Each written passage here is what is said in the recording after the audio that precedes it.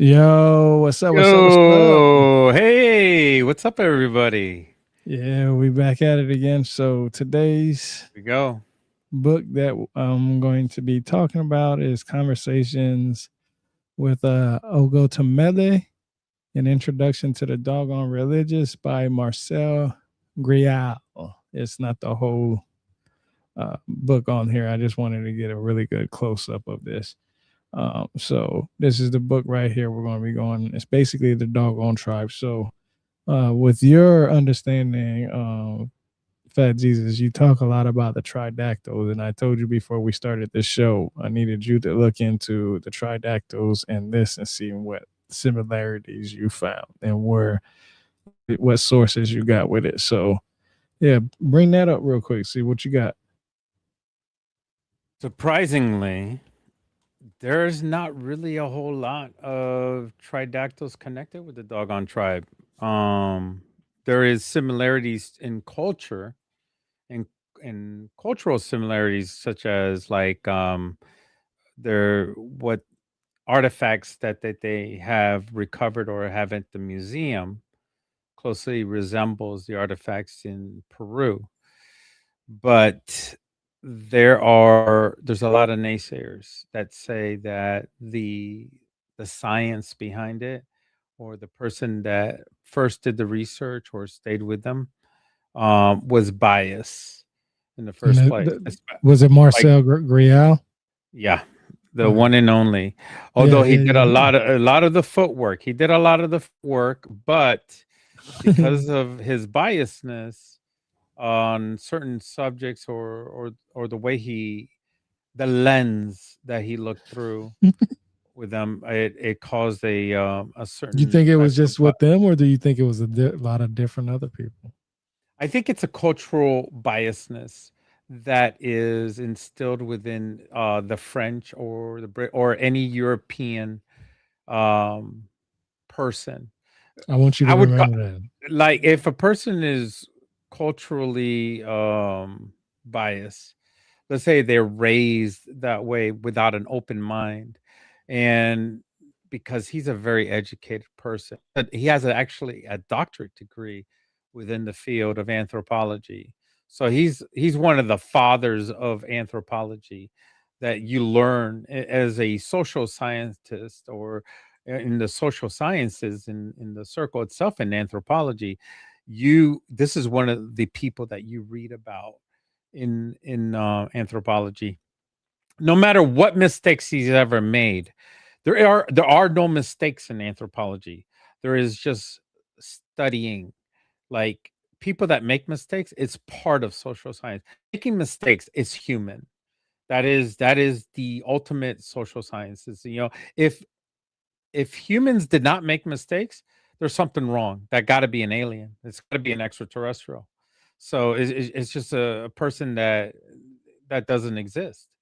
So we study multitudes of people, and people that make mistakes are one of them. And it's a cultural thing all around the world. In So fact, so many inventions in this world have been created from mistakes or accidents. Am I right or wrong on that? I don't know. There's a lot of inventions, bro. Yeah, there's a lot of inventions. Like a good one is Marie Curie. Like she stumbled across radiation, and she got sick and she died from it, from cancer and all that stuff. So if she knew ahead of time what was going to happen, I'm sure she would have taken better care of herself, or the test that she was doing would have been done safely, but she had no idea. It was a mistake. So, sometimes Europeans or even Americans, because we Americans do come from Europe, and my family is from Spain, so I'm also European, so I can't speak like in a third person. But also my family is also mixed with indigenous in South America as well. So there is no like specific place that we come from anymore. So if we're born here in the United States, you just might as well just call yourself American because we're so mixed, you know. But if you look at the culture in Europe, you're gonna think really hard how they think, how they talk, how they view other people. Not today. Today it's a little bit different. Even though some of that cultural biasness does seep into to today's world, but they have more of an open mind now, you know, to the point where they actually allowed a bunch of immigrants into their country. Remember that, you know? So right now they're putting a lot of laws right now in certain parts of Europe where they're trying to get rid of their immigrants, you know. So it's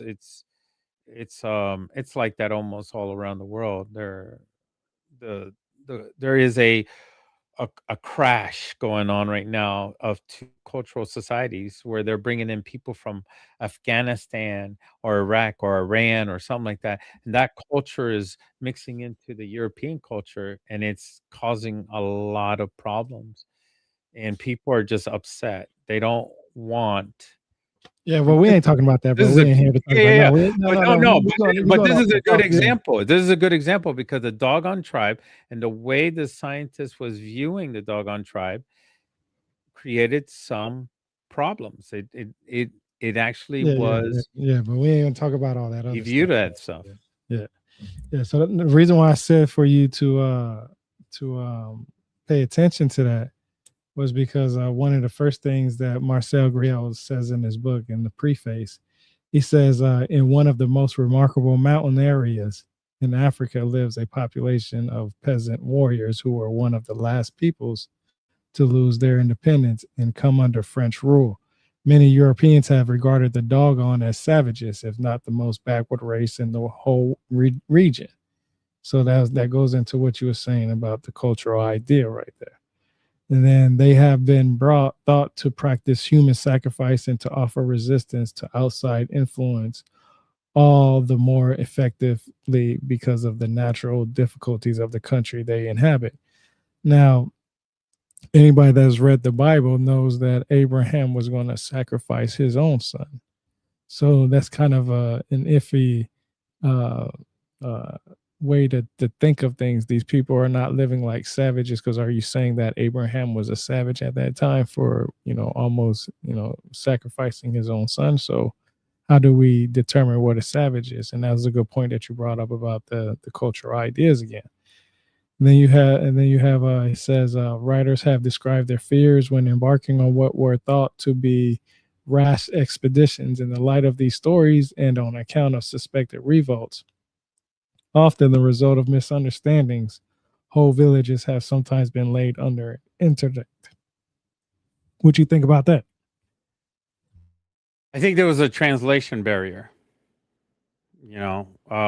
between the Ogotemmeli tribe, and about the Dogon, the history of the Dogon.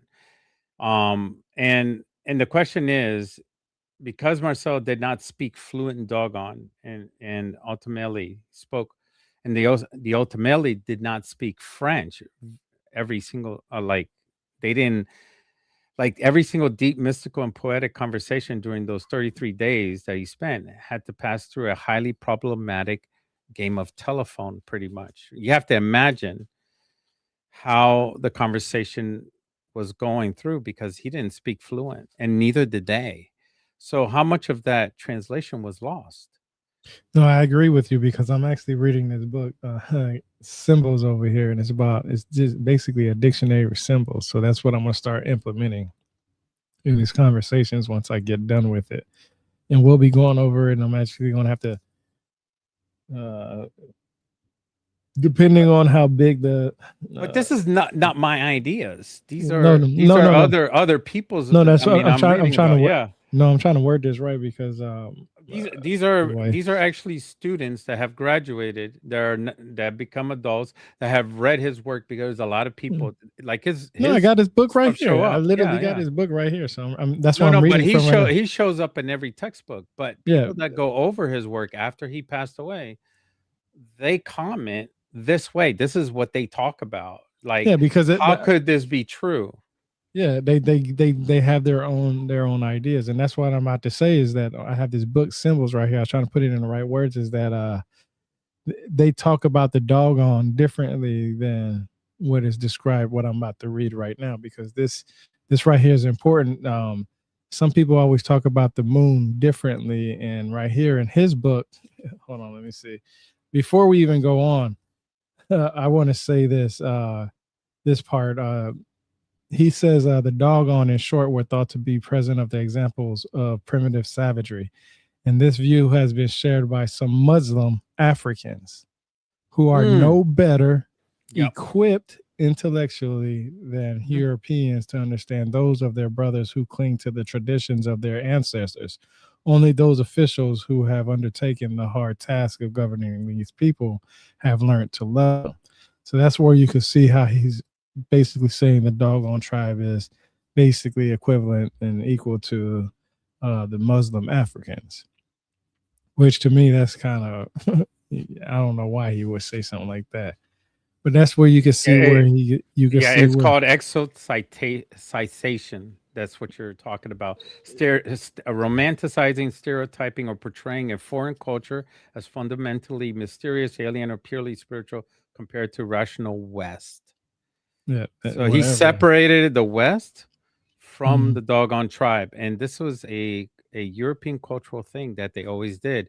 They separated themselves as being superior And in that's that why. nature. But see, this is what's interesting is that some people don't like. Some people say this information was incorrect, then some people will say it's not incorrect. Well, I actually here. Let me bring it up real quick because this is going to go into the Bring next it on, tab. bring it on. I actually did a podcast discussion with Larry Scratton, the science of the dog on decoding the African Yeah, mystery I tradition, watched that. That was really good. There's a and lot of good information. yeah, he gives out some good information according to what the dog on, and you can't really. And what's so crazy is that you can't dismiss some of this information because you can easily go and He ask talked certain about the questions. stargazing. He talked about the stars and how did they figure out where that star system is Well, and how oh, did they now let me even have no that no no no. understanding? No, How did they I'm even glad you. have an Well, let understanding of the me. stars? Okay, you see how excited you are about that. So Yeah, I'm excited let me show you. Let me show you. because Let me show you. I Let me study. show I'm an you. amateur astronomer, and it No, just see, this is why I it's always say freaking amazing. when you ask questions, what are you supposed to do? You're supposed to look for it, right? If Yeah. you can't leave yourself without a question. So what I did was, I'm going to do this brand new. I'm not even going to say what I said before. Let's But go, Grok. here we go. Let's go. We used this last time. So basically, I use a lot of people are what they're going to do is they're going to go to Grok, ChatGPT, or whatever, and ask it questions, and then they're going to sit here and say, this is what the answer is. No matter what anybody else says, if ChatGPT or Grok says it and it goes with their belief, then they're just going to believe that. There's not going to be any pushback. Now, like I said, I have two different books that say two different things about the Dogon tribe in here. Mhm. I'll go over that in the future, but I understand why some people don't like the information in this book. I mean, I just read the preface and you can see how he just started already calling people savages, and this the reason why he called them savages. But you could see the same kind of Confirmation rituals or something. biasness. Yeah. So here we go. So hey, Grok, can you hear me? Yeah, I hear You you hear it? loud and Yeah, clear. I What's hear up? it. Okay. All right. So according to conversations with Ogotemmeli, by Marcel Griaule, an introduction to the Dogon religious ideas.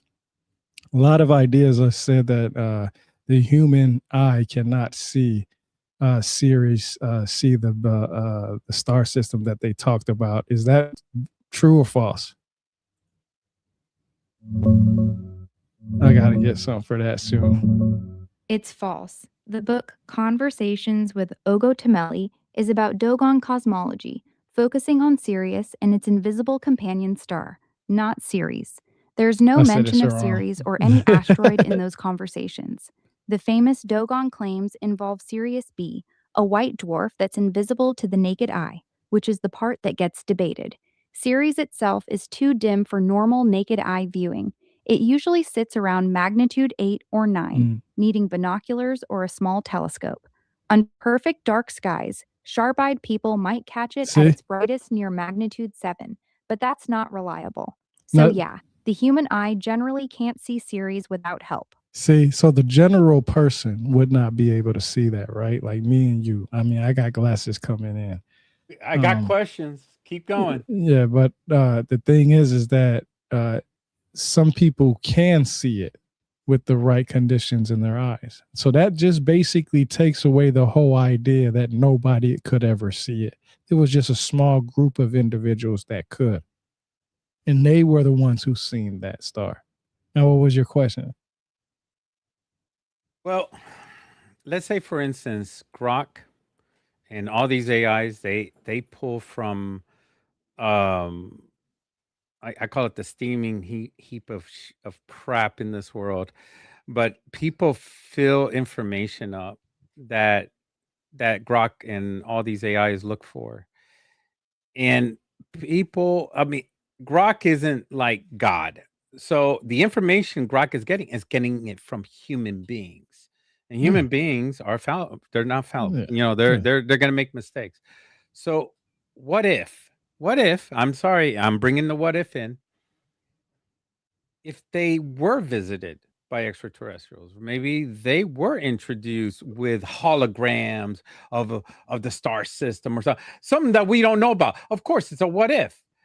But what if we set our minds to their stories, how they say their stories, and then we think Star Wars Yeah, but or see, but the you're, ability to see something in a certain direction that didn't exist in the past? but where does any of this says the extraterrestrials came from there? Where in any of this right now? The No, just right. information that they're No. getting is extraterrestrial like because there's no other way for No, them to even no. because they can't see the star. How are they No, going to be talking about it? you didn't listen. You didn't hear it.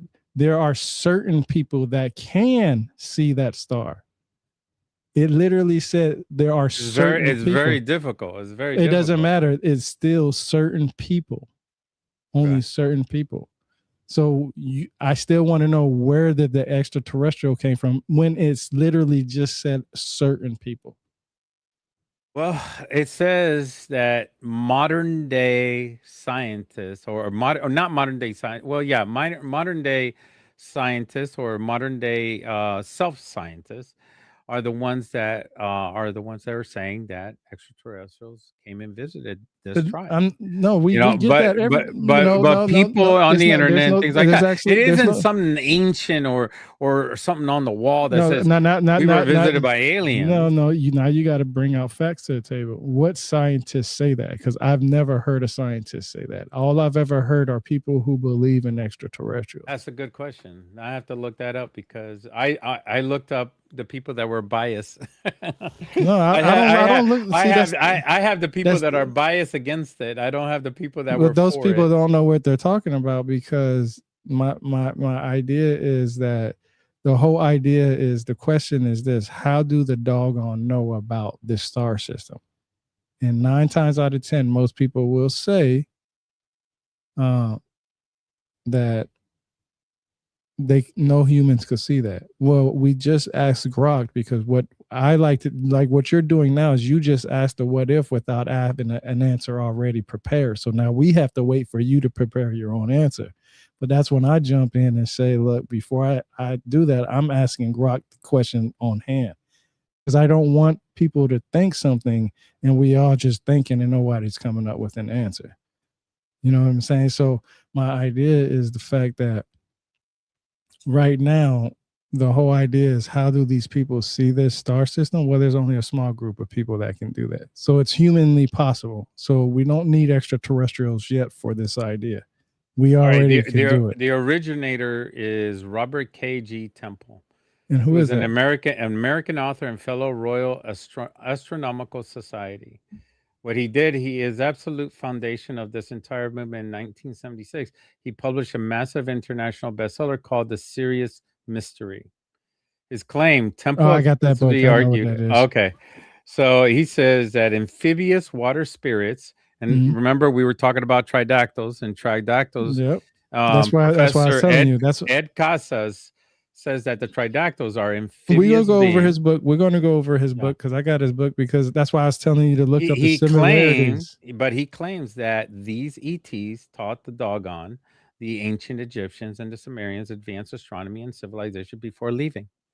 Yeah. So, and this is where you get your 3 kings in the Bible and all that stuff. They got all that knowledge Well, you get the three from kings from everywhere. from the honestly. extraterrestrials. You know, they have to. It has to go in a series of roads. Like, But see, these that's extraterrestrials came what- before all this. okay. So now all this history happened. so now what is this best evidence for this? What is his best evidence for this?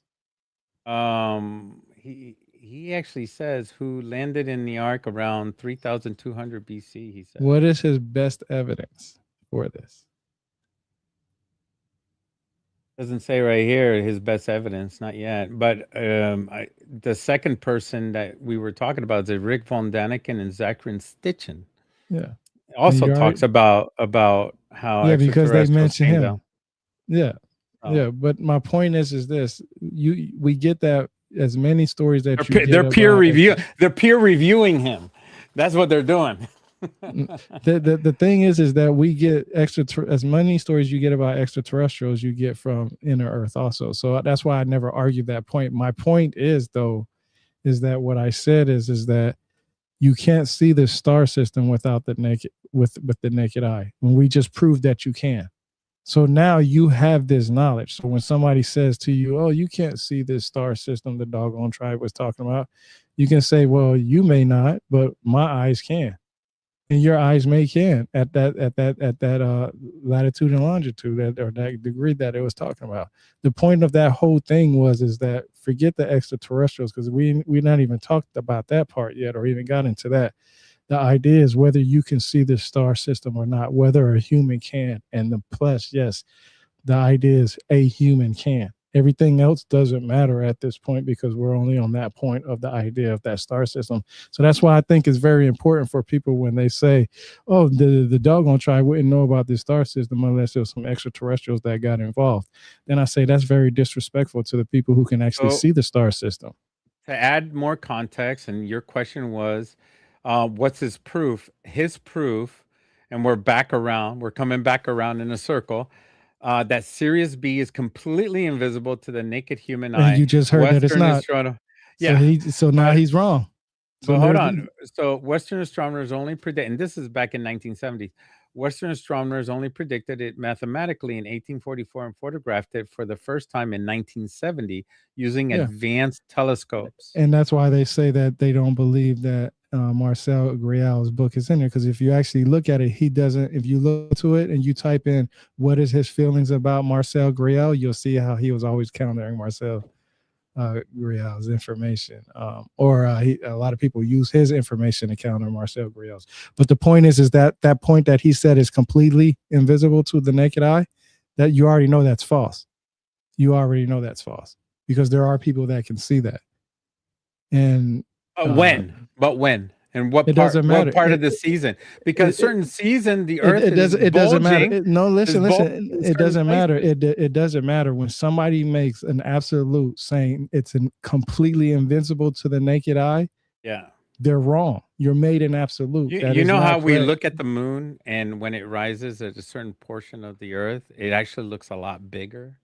It's like the lens gets bigger in certain parts of the Earth.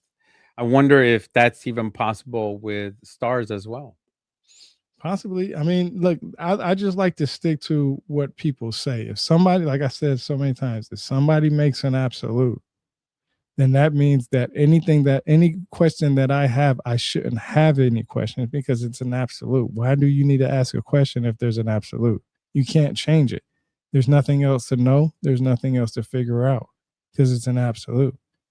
But this, when you go back and you find out that people can actually see the star system. There you go. Constitution Chris says, seems to be in the area where a West African Atlantis may have resided in Mali. Yeah, that's on the West Coast. That's also the same idea where the Olmecs traditional helmets and types of braid style happens at. Yeah, and But I'm not even going to talk about that. But yes, it's definitely That's why I tell people. we have brought that up in other podcasts before with one of the professionals on Atlantis, talking about Atlantis being out in part of Atlantis, because Atlantis was probably huge. It's part of it was in Africa, not all of it, but part of it. So the next 3 tabs is pretty interesting on here. It says, because it's on the second day, so he went through a certain amount of days. I think it was like 30 days, or not 30, 13, 14. Let me see, 33rd. Yeah, I think it was like 30 something days that he went. Let's see, the 33rd day.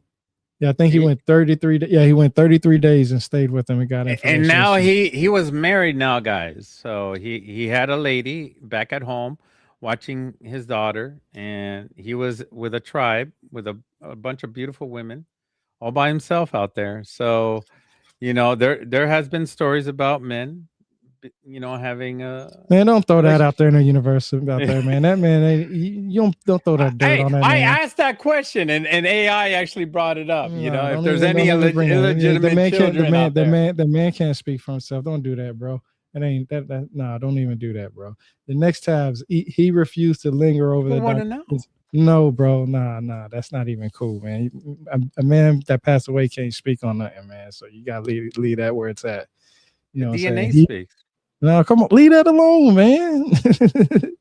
He refused to linger over the dimensions of the moon, nor did he ever say anything about them. The moon's function was not important, and he would speak of it later. He said, however, that while Africans were creatures of light emanating from the fullness of the sun, Europeans was the creatures of the moonlight, hence the immature appearance. So that's why they was always describing people like, Europeans were the moon and the Africans were the sun, this the melanin and all that other stuff. So that was pretty interesting to hear him say that. But I don't, I want to understand that from the French side, from his perspective. That's interesting that he put that in the book. We asked that from Grok just to see if what Grok says. Well, let's see. Hey, Grok, I need you to verify something from the book that I was telling you about. He says in the book, he refused to linger over the dimensions of the moon, nor did he ever say anything about them. The moon's function was not important, and he would speak of it later. He said, however, that while Africans were creatures of light emanating from the fullness of the sun, Europeans were creatures of the moonlight, hence their immature appearance. Translate that and keep that simple, stupid for me. That's another military term. Keep it simple, stupid. I remember that. He skipped talking about the moon's size or details completely, said it wasn't important and he'd get to it later. Then he added that Africans come from the bright, full power of the sun, while Europeans come from moonlight. That's why they look so pale and immature. He even spat out his tobacco after saying it. Yeah, so you can see that it knew about this information. Spittoon. And it definitely says it right, because that's the next tab. It says he spit out his tobacco as he spoke. Ogotemmeli had nothing against Europeans. He was not even sorry for them. He left them to their destiny in the lands of the north. Now, this is the important part. In the lands of the north. Now, something that I was reading in the symbols book is the north is usually where the devil comes out of. That's where evil's at. So that's pretty interesting to know that. No, I'm not going to get the book because it's sitting over there, but yeah, it definitely talks about it. I'll go over it. So it's just interesting that they have. Talk about me not being prepared. You got to go run and get your book. No, I got the book right there. I'm just not going to reach over there to open it up to. You'll see how big and thick this book is. That's why I'm not even trying to even open it. But the next tab he says, he talks about the god Amma. The god Amma, it appeared, took a lump of clay, squeezed it in his hands, and flung it from him as he had done with the stars. The clay spread and fell on the earth, which is the top, and from there stretched out to the south, which is the bottom of the world, although the whole movement was horizontal. The earth lies flat. Now, we just talked about flat earth, right? That's what we just talked about, right? Yeah. So right here, it says, the earth lies flat, but the north is at the top. Okay. It extends east and west and separate members like a fetus in the womb. It is a body that is to say a thing with members branching out from a central mass. This body lie flat, face upwards in a line from the north to the south is feminine. Its sexual organ is an anthill, and its clitoris a termite hill. Amma, being lonely and desirous of intercourse with the creature, approached it. That was the occasion of the first breach of the order of the universe. So that's basically how the universe came together, according to the Dogon tribe. It says right here, they knew how to locate absolute true north over 3,000 years ago. Tell me if that's a savage tribe. That's not savages. But that's what I'm saying. Those are very intelligent people. Those are very intelligent people with an education of an understanding. And not only that, whatever culture that came by to communicate with them, they will assimilate whatever information that was. They were hungry for information. Yeah. Look, it's amazing because a lot of people always talk about, low IQ. I see it on Facebook, Twitter all the time. All these people have low IQ. These people are this, that, third. And I'm just like, yo, do you know how intelligent some of these people are? Like, some of these people, they have the intelligence that will rock your world. You know what I'm saying? We wouldn't be talking about them if they weren't if there was nothing to talk about. But they're intelligent people. They are, and it's fascinating.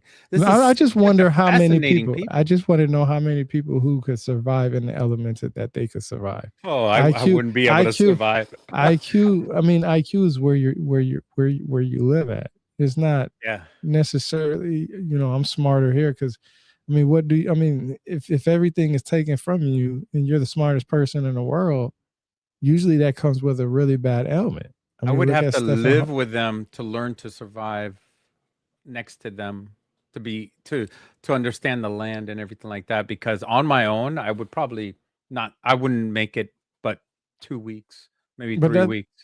But that's what I'm saying is that you hear. But this is the thing: when the word savage and barbarian was used, that usually meant anybody that wasn't of the group of people. So like when the Greeks called people barbarians, that meant anybody except Greeks. You know what I'm saying? It doesn't matter how well you live. It's just more of a status. Like I came from a university, and the people that I graduated with are, my peers, and anybody that hasn't graduated with me or come from the West with me or understand our culture in comparison with anybody else, that's what it's all about. It's about status. That's it. The Western status was a much higher status. This is how they thought. We had a higher standard. We always have a higher standard, and that really flooded in, and they called everybody else savages pretty much. And I'm sure some people acted that way, the way they said it, and they picked that out. But it's dependent on the culture, and they have to hunt for food. Yeah, they have to. I mean, they didn't have the technology that the West had and everything like that, but that's the way it was, and they didn't accept the fact that that's how they lived.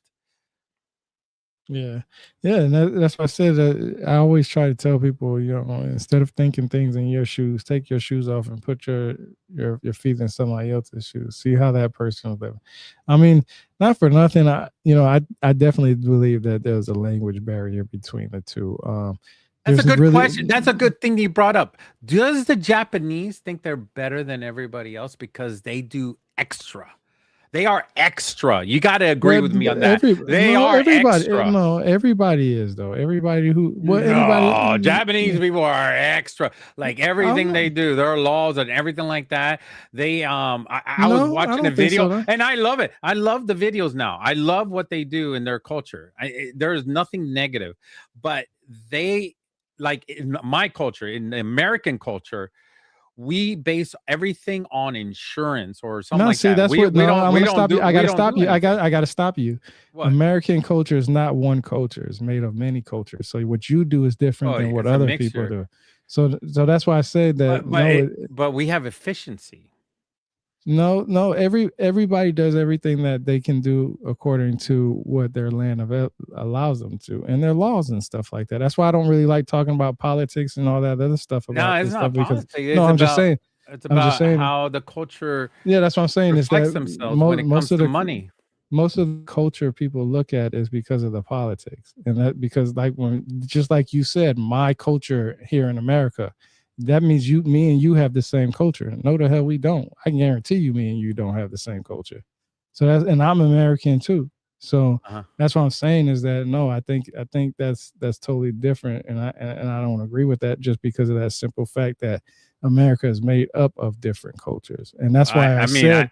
I don't have a money tree in my backyard or anything like that. You know? And that's why I said that like you said something earlier with the communication. I think the communication definitely changed because think about it. You just spoke right now for everybody in America right here, right? And I had to stop it. And I had to stop you and say, well, that's not the same because me and you don't have the same culture. And I guarantee you probably 10 other people who are American that are watching this, or not even that, just human period, don't have the same culture, right? So it's really different. That's why I said like with what he was is it any different from the Europeans, how they thought about Africans? I mean, people think about Africans just because they're conditioned to think what they need to think about it. And it usually goes with in that time frame, in that time period. In that time frame, you know, in that time frame, I can't speak for other people. I can only, the only thing I can speak on is what I've seen on TV and what I've witnessed personally. Now, there's a lot of ignorant people out there. I can tell you right now, I didn't really start experiencing that ignorance until when Call of Duty came out. And you can hear all the ignorance in there. And then now you got Twitter, Facebook, and social media. And products, yeah, that is a good point too. In many of the products that come out, or like this new game called Sand that all the streamers are playing right now. It's a brand new game.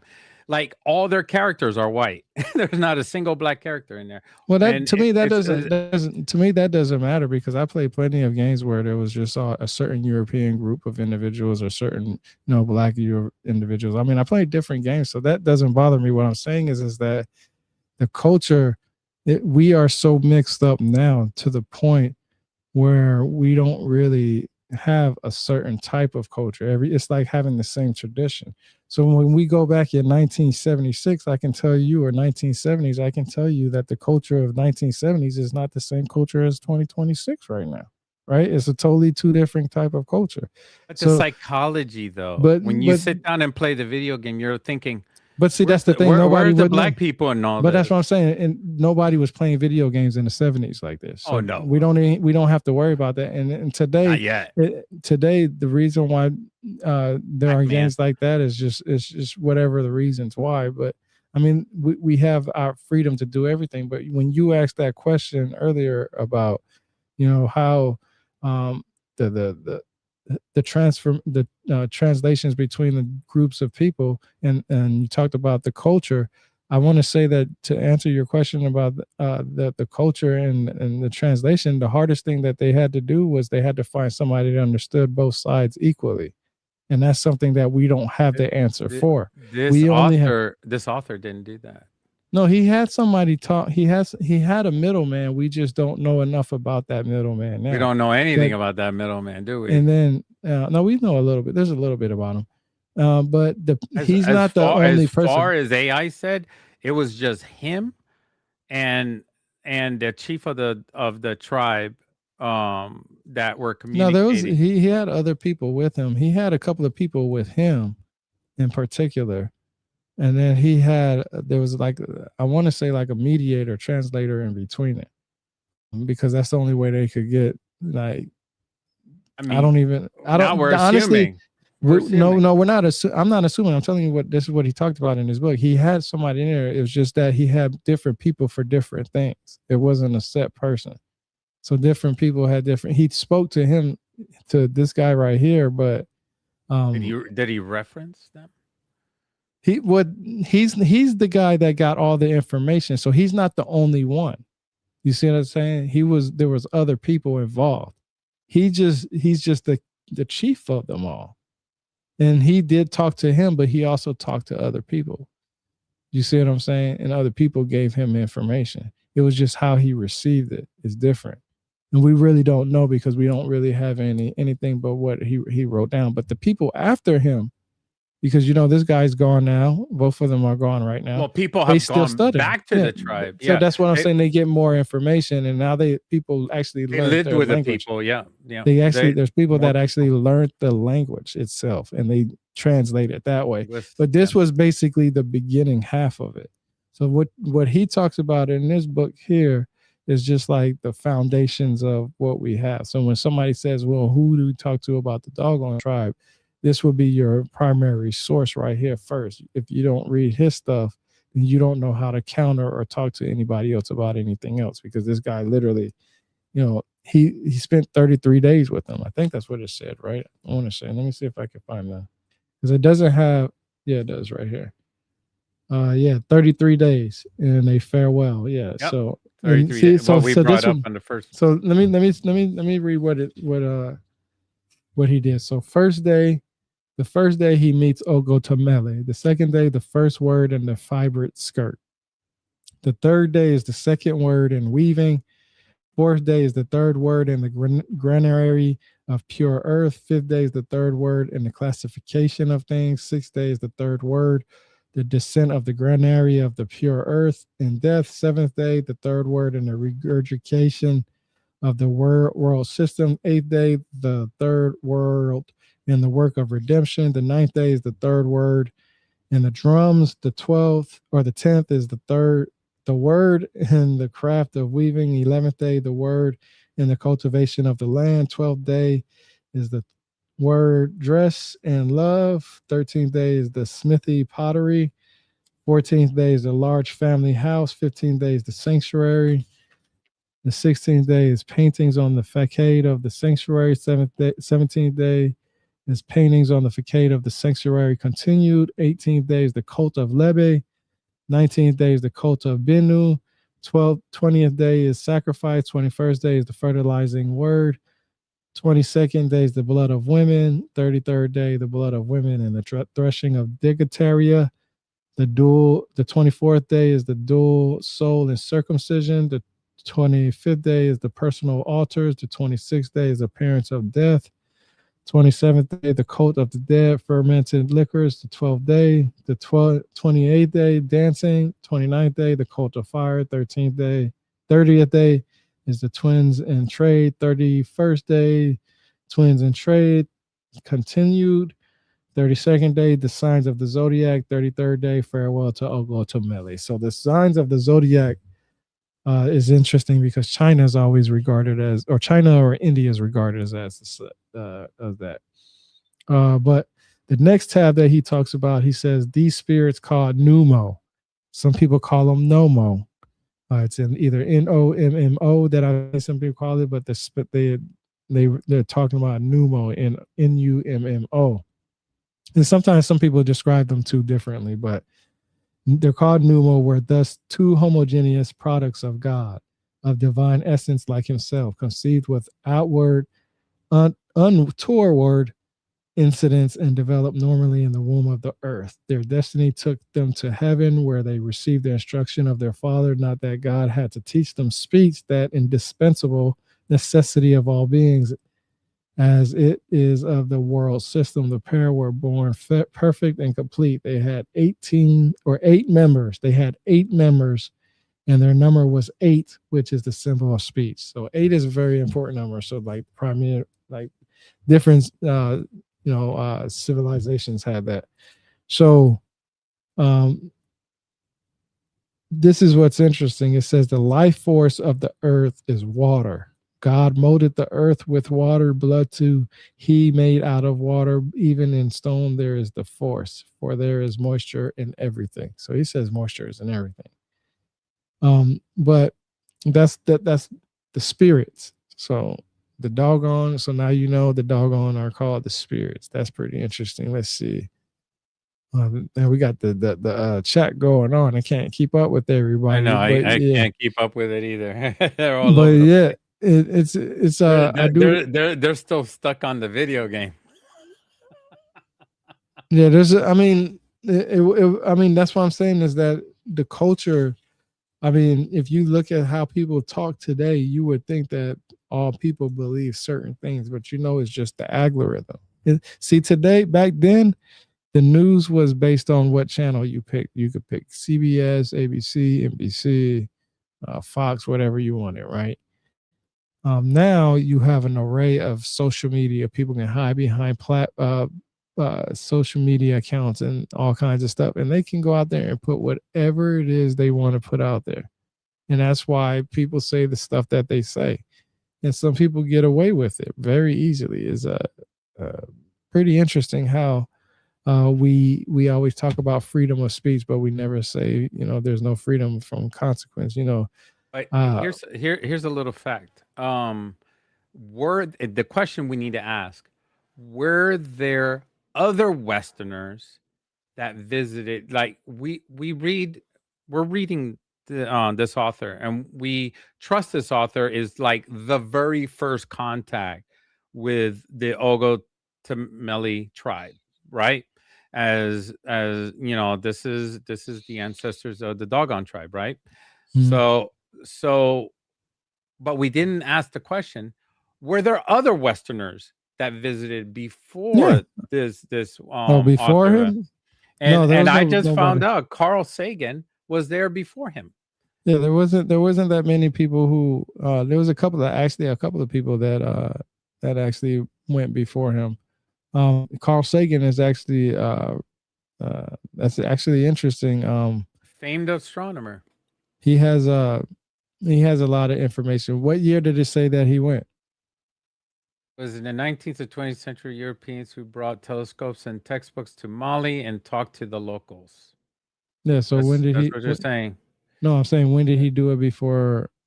Because I Oh know no, no, that. they're saying that he says that not him. He didn't show up there before him.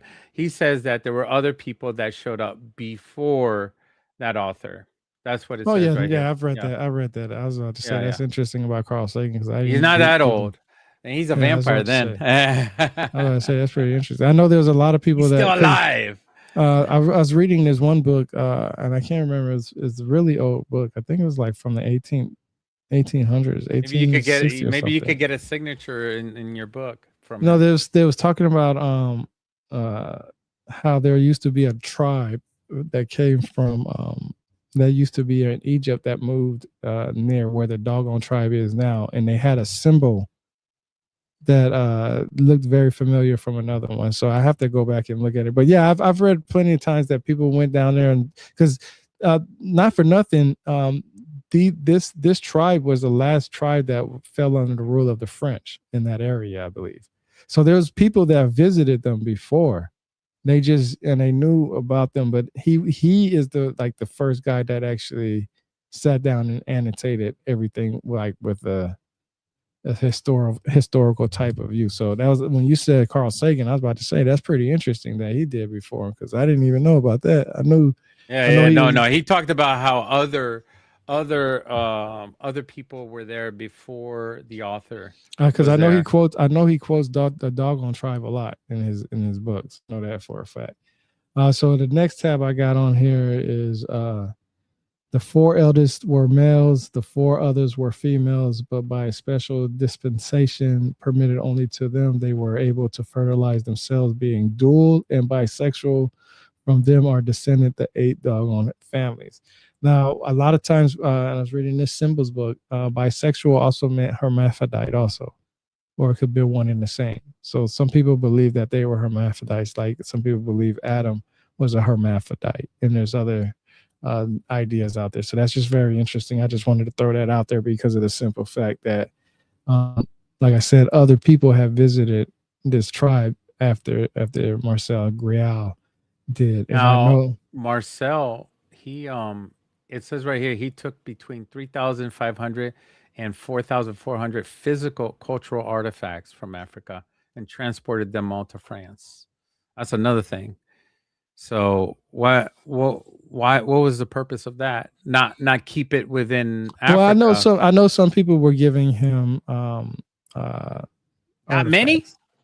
I mean, you never know. I mean, they make their stuff out of clay, bro. You know. I mean, well, I mean, they gave him the traditional burial ground of the Dogon tribe. So I mean, that's why I said I don't want to speak nothing negative on him because I don't know if he took it. I know he probably was. I mean, he had to be given it. You know, some people. I mean, like I said, they gave him the Dogon burial tribe. Uh, uh, you know, authentic one. So you know, I mean, if they didn't like what he was doing, they definitely probably would have never did that, right? You yeah. know what I mean? There were doggone ritual masks, statues, altar pieces. A Yeah. lot of the religious icons that are from the past, they probably don't And even some people practice that probably took it, and anymore. some of it probably is taken. Yeah, some of it is probably taken. Like I said, they was the last of the one. Let me see. Let me see if I can find it. I have it tabbed. I had it tabbed up.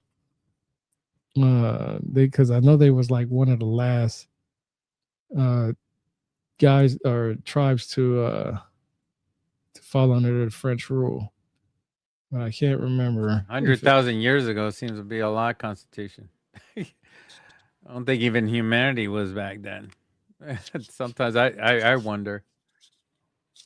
no, I don't know where I read it at. I was looking at it when you was talking because it kind of I wanted to talk about it, but I don't know how I got misguided off of it. But anyway, so the next tab is the pneumo accordingly came down to earth and entered the anthill.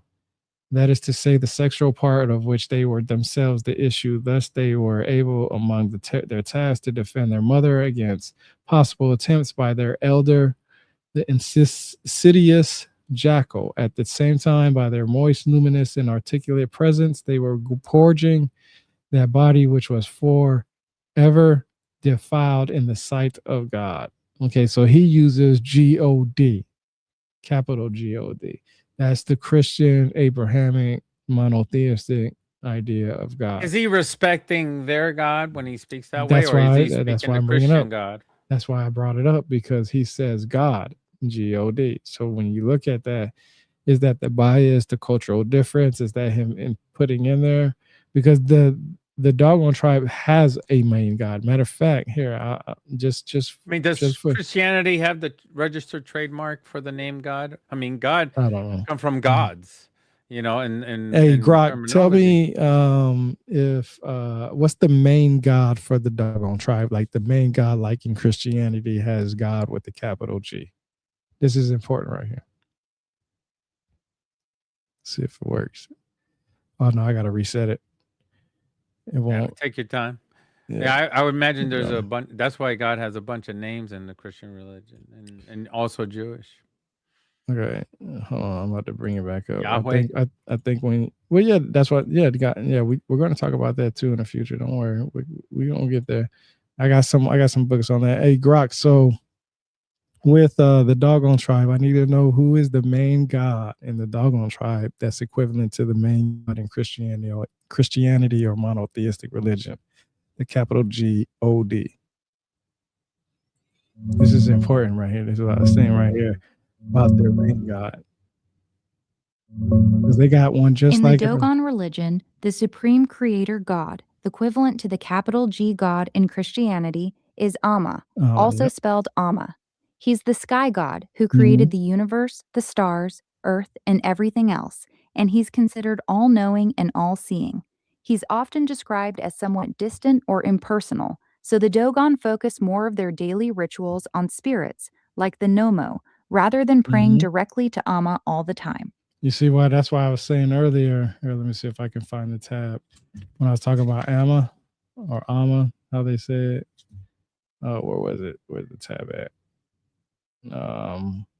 That's why I was saying for the Dogon tribe, they have their own main god, just like Christianity has. Where is it? Right here. Oh man, I gotta. I'm telling you, when I have to go through these tabs, I hate them. But anyway, uh, when you asked that question, if he was using, the Christianity or his religious background, I feel like for that part, maybe that was because he said God, or unless, and I hate to put it like this because some people don't like this and they'll get mad about it. But how I always say that everything leads to God. There's always one God, or at least a supreme being, or something. That's at least what everybody says when it comes to their ancient text. This is an example of this. He gives me an idea that um, there is one God because he said God.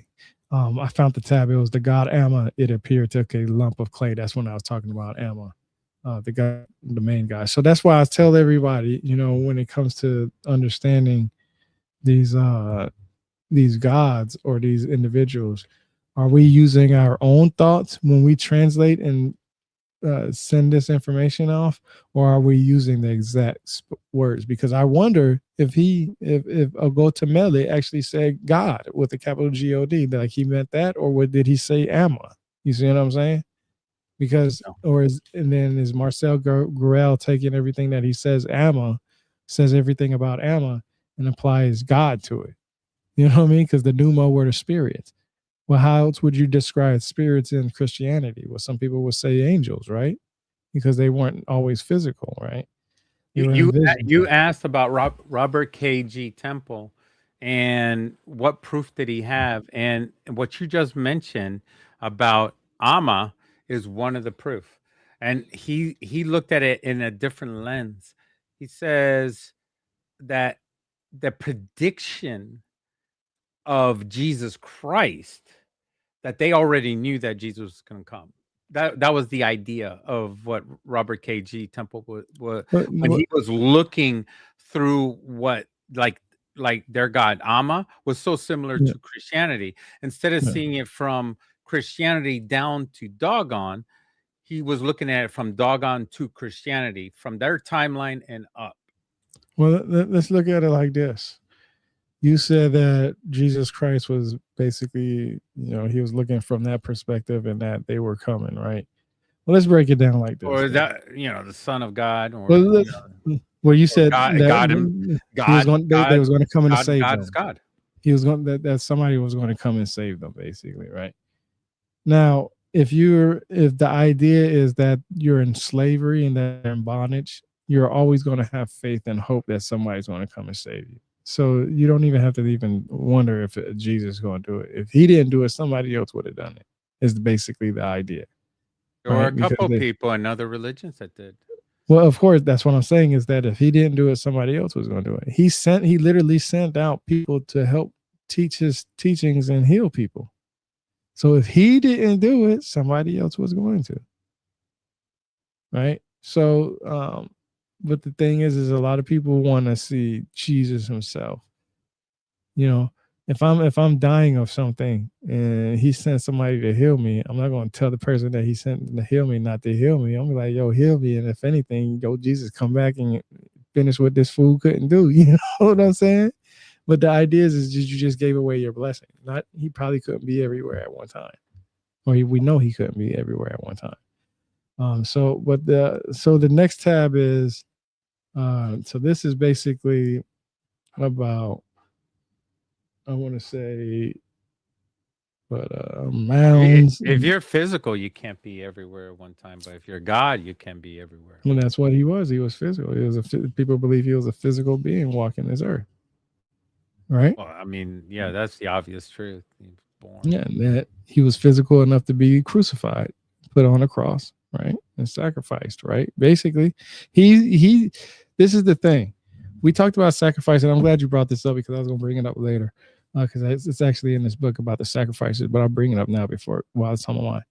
Jesus Christ sacrificed himself for us. And in this book, he talked about sacrifices and humans sacrificing humans. Well, humans don't sacrifice themselves. If we look at that today, we wouldn't look at that as a sacrifice if somebody willingly knew that they could have saved themselves. It's right? The philosophy or the idea that nobody had at the time. And then it was something new. But I'm trying to avoid certain words for a reason. So I want you to pay attention. Today we wouldn't look at that as a sacrifice. If you knew you was letting somebody take your life away, there's certain things that we even use. We even have a term when there's law. I'm just going to say the word law enforcement. There's a certain word with law enforcement where people would do things so law enforcement would be forced to react a certain way. There's certain that's why I say we have to pay attention to the words that are being told at us, and that's why I said earlier that first comment you made, that very first comment about the culture, when you talked about that culture, that right there, that's the whole point. Is you didn't know that the first tab was literally him talking and equivalating the Muslim Africans to the Dogon tribe. And we know that I don't know if they still do it as today, but the Dogon tribe are known as part of practicing cannibalism. Remember, he had a certain biasness too, because he seemed to keep that tribe like a museum piece. Like Well, they that's were what that, pure. They were pure. They are from the Dogon tribe and should be untouched. Like in some way, like he separated them. He didn't like invite them into the world as you're human along with us. You know, that feeling of humanity. No, you're separate from us. So so they are special in that regard. And it felt like he didn't want to do anything else but he viewed them like a museum piece. Is pretty much what other professionals have said, and I have a few names that they write in their peer reviews and thesis. That's what they said about him. They really dogged on him. You know, after he died, they really dogged on him a lot of people on the did. negative things. But see, Yeah. this is there's a These lot are of research. professionals, But not this is just this people is- like you and I, listen, common people out on the streets. This is These are this is professionals with doctorate degrees. this is why I say this was perfect that you said that too. This is the second perfect thing you said. Because this is what's interesting to me. Even though he talked and had a certain idea, cultural idea of certain people, I think he was just stereotyping people because of his ideas of what he was taught at that time. A lot of people looked at, I mean, you can look at the cartoons that we grew up on at that time frame. Okay. I'm an 80s baby, but I watched cartoons going all the way back, you know, as early as possible. And you can definitely down memory lane here. Yeah, you can see all the stereotypes and all the stuff that happened in there. You know, black skin, big red lips, walking around savagery, you know, doing crazy things, certain stuff. And this is in simple cartoons like, you know, or they had Indians from India in the cartoons, and they would call them a certain name because that was like a common name where people would remember them. But I want you to think about this. Jesus. This is at the time. This is at this time, right? Now, Marcel Griaule wrote this book, okay? And this is what he said. This is interesting because I want you to pay attention to the word I'm about to use that's going to stick out because it's going to hit a perfect part. The ancestral constructor had assembled on the flat roof the tools and implements of a forge. For his future task was to teach men the use of iron to enable them to cultivate the land. So he's basically saying that the Dogon tribe and the people of the Dogon tribe are the beginning of the people who understood how to bring iron to the table.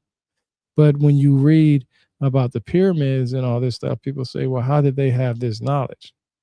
Did this happen before? Now, one thing that I learned about the Dogon tribe and the haplogroups and their genetic makeup is that if you look at the Dogon tribe and the Egyptians and the Sumerians, their haplogroup basically shows a straight line, meaning one led to another, to another, to another. It was just pointing up the river, buddy. Yeah. And what's interesting is that a lot of people academically, peer-reviewed articles, books, and all kinds of stuff say the Dogon people were the people who inhabited the land of Egypt before the Egyptians. That's where we get Kemet from.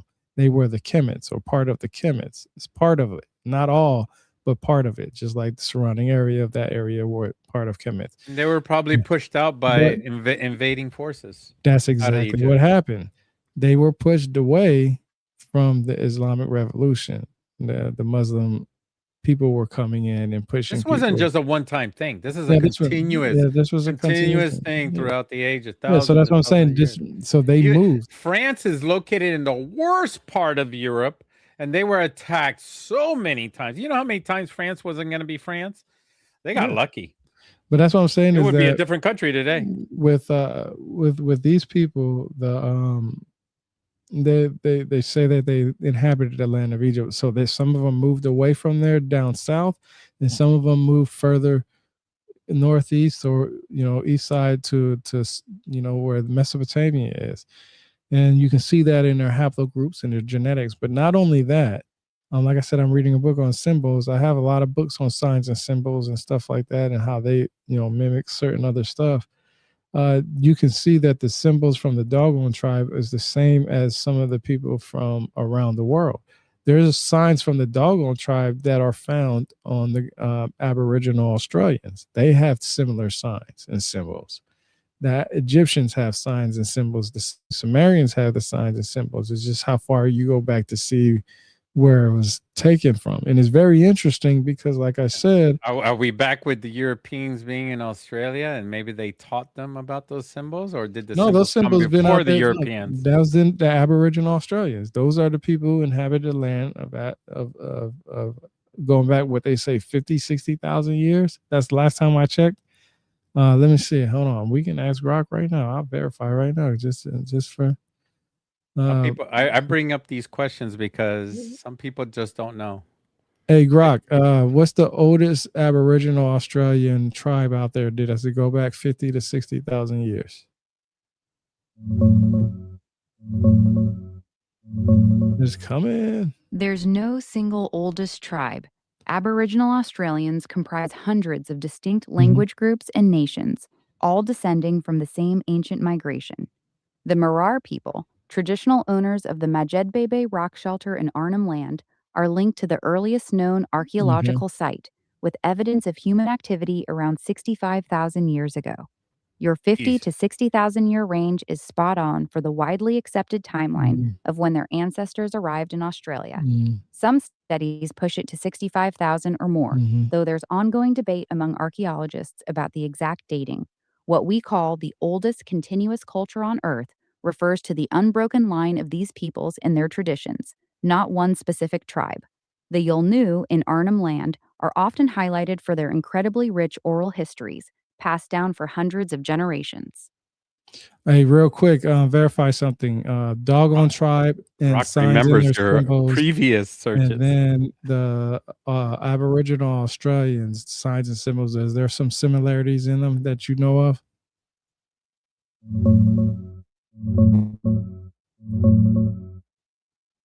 Not really. No direct similarities. Dogon symbols come mostly from their wooden masks, sculptures, and cosmology, like abstract geometric Spirals. patterns, spirals, and figures tied to their creation myths and And the serious U lore. shapes of people. Yep. Aboriginal Australian symbols are super practical and landscape based. U shapes for people, circles for water holes or camps, No, animal tracks like emu prints or kangaroo tails, all tied to Dreamtime stories and the land. They're from completely different continents. The with curl zero of the known tail historical of the context. monkey. So any overlap is just that's what I basic was- yeah, the human stuff. spirals. Lines, circles, spirals show up everywhere. Yep. Some folks online stretch Nature. comparisons with Göbekli Tepe carvings or whatever, but that's reaching. The styles and Yeah. meanings don't line up. Yeah, see, that's what I was gonna say is that when people talk about these signs, it's very interesting, man. Look, man, I'll just grab it.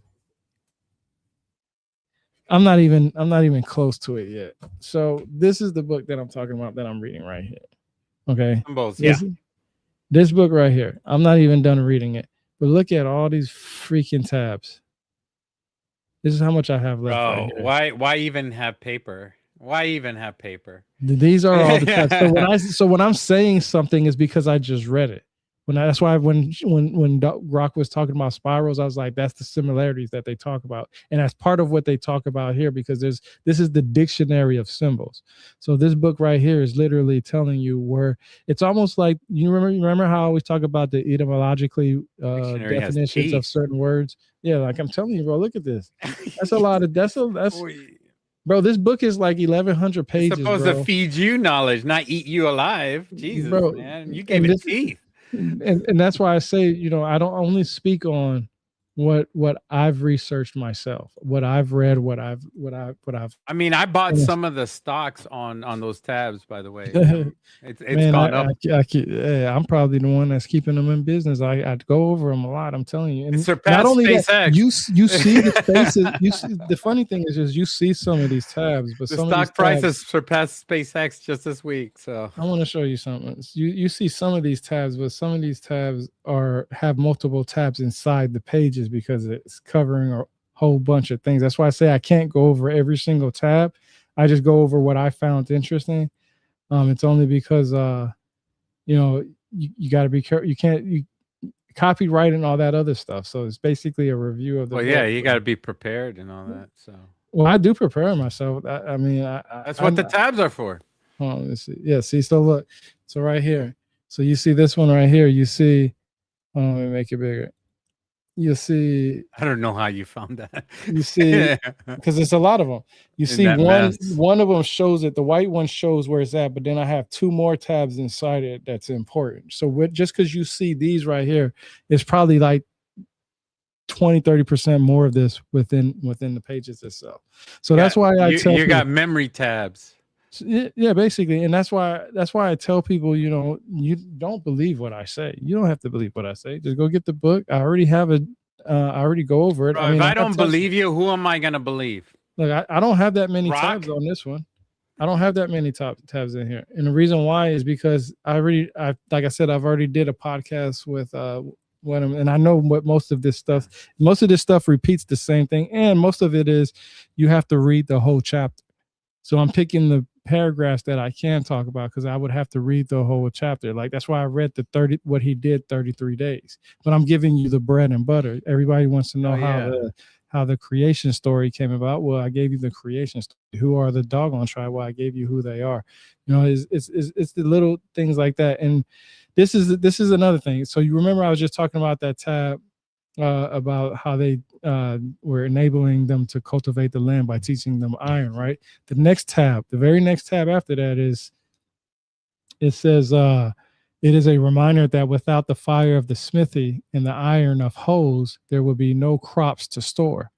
So this is the idea that these people were cultivating land. And a lot of people will say the Sumerians, Egyptians, and all these other people are individuals who are considered founders of agriculture, but we've been practicing agriculture for hundreds and thousands of years. It was just different ways. I mean, there was some people who were picking berries. That's agriculture. Depends on the environment you're in and the hillsides and the weather. The different changes of the weather. They had to record all that stuff so they could predict what would be the next. What is it? The next time that rains won't come in, or when they're going to have floods. I mean, imagine living right next to a river. So, hey, you remember this? Remember get flooded out. You remember when you were just talking about the monkey's tail, right? The spiral. Yeah, on the monkey's tail. So here's a tab right here. This is why I say that the Dogon and all these other people have these similarities. It says the row beads or the copper ring of the right ankle recalls the circular bone at the end of the spirit's tail. Strictly speaking, no ornament should be worn on the left ankle. So that's why I say a lot of these they teach us mythologies. Cool. They have almost the same ideas. Like I learned that sometimes you might not be able to use an eagle because you don't have an eagle in your land, so you would use maybe a hawk because you do have hawks or a sparrow or whatever, or chicken. And so, but this is another tab. This is interesting. I'm telling you, this stuff gets so interesting because, like I said, I can't talk about everything in this book, but I talk about the stuff that I hear people talk about the most, and then I take in what I get canceled by Mexico. No, we're not. I just said chicken. They have other birds besides chickens. They got their own, the Quetzalcoatl. That bird. Yeah, the Quetzalcoatl. Yeah, that's a beautiful bird, by the way. So it's illegal to take their feathers, by the way.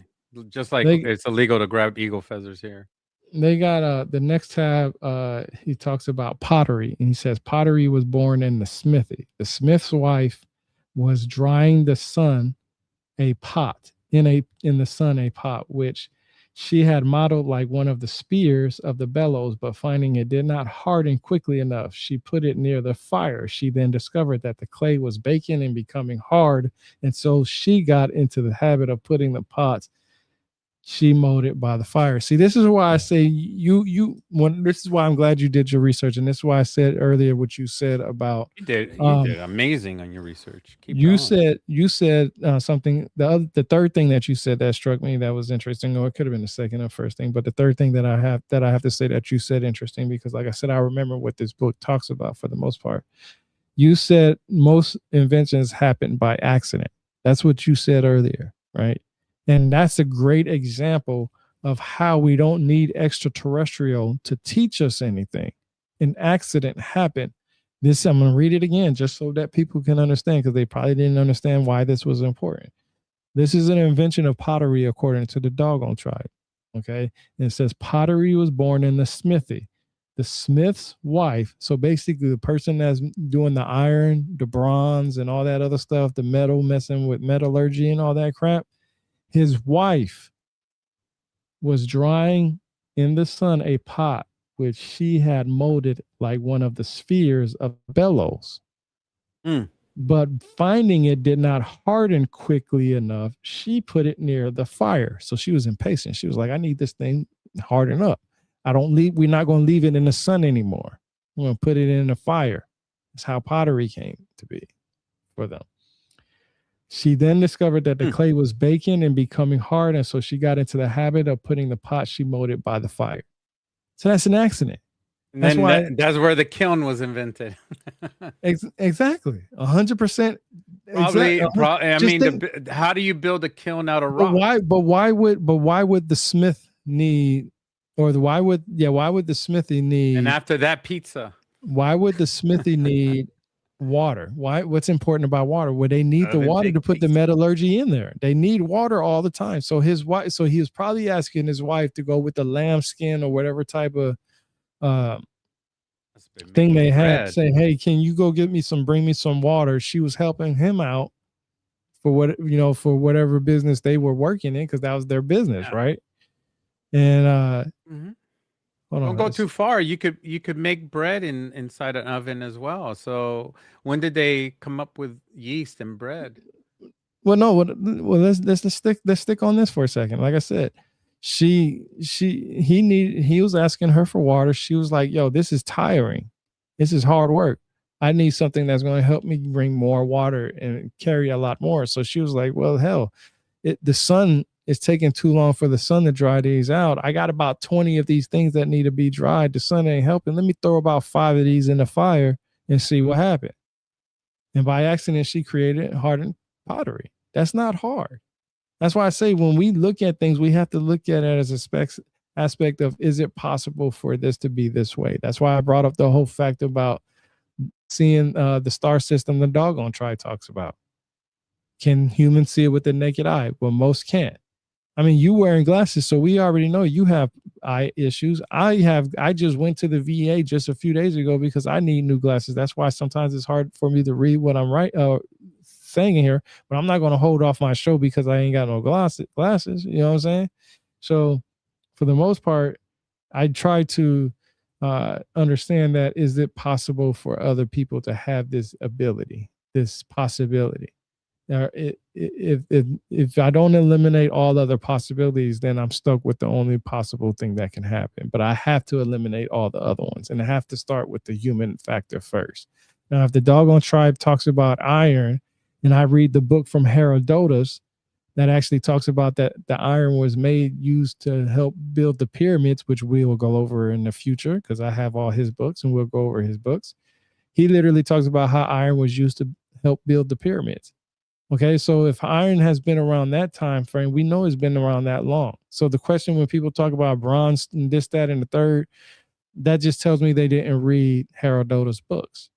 But then the idea that the Dogon tribe, the people of the Dogon tribe inhabited the land of Egypt first, before those people that we consider Egyptians of today, then the possibility of that knowledge was always given from the Dogon tribe, right? So the idea is the fact that is most people believe what they believe because they've been conditioned. Like I said, if people want to know how the pyramids were built in Egypt, go read Herodotus' books.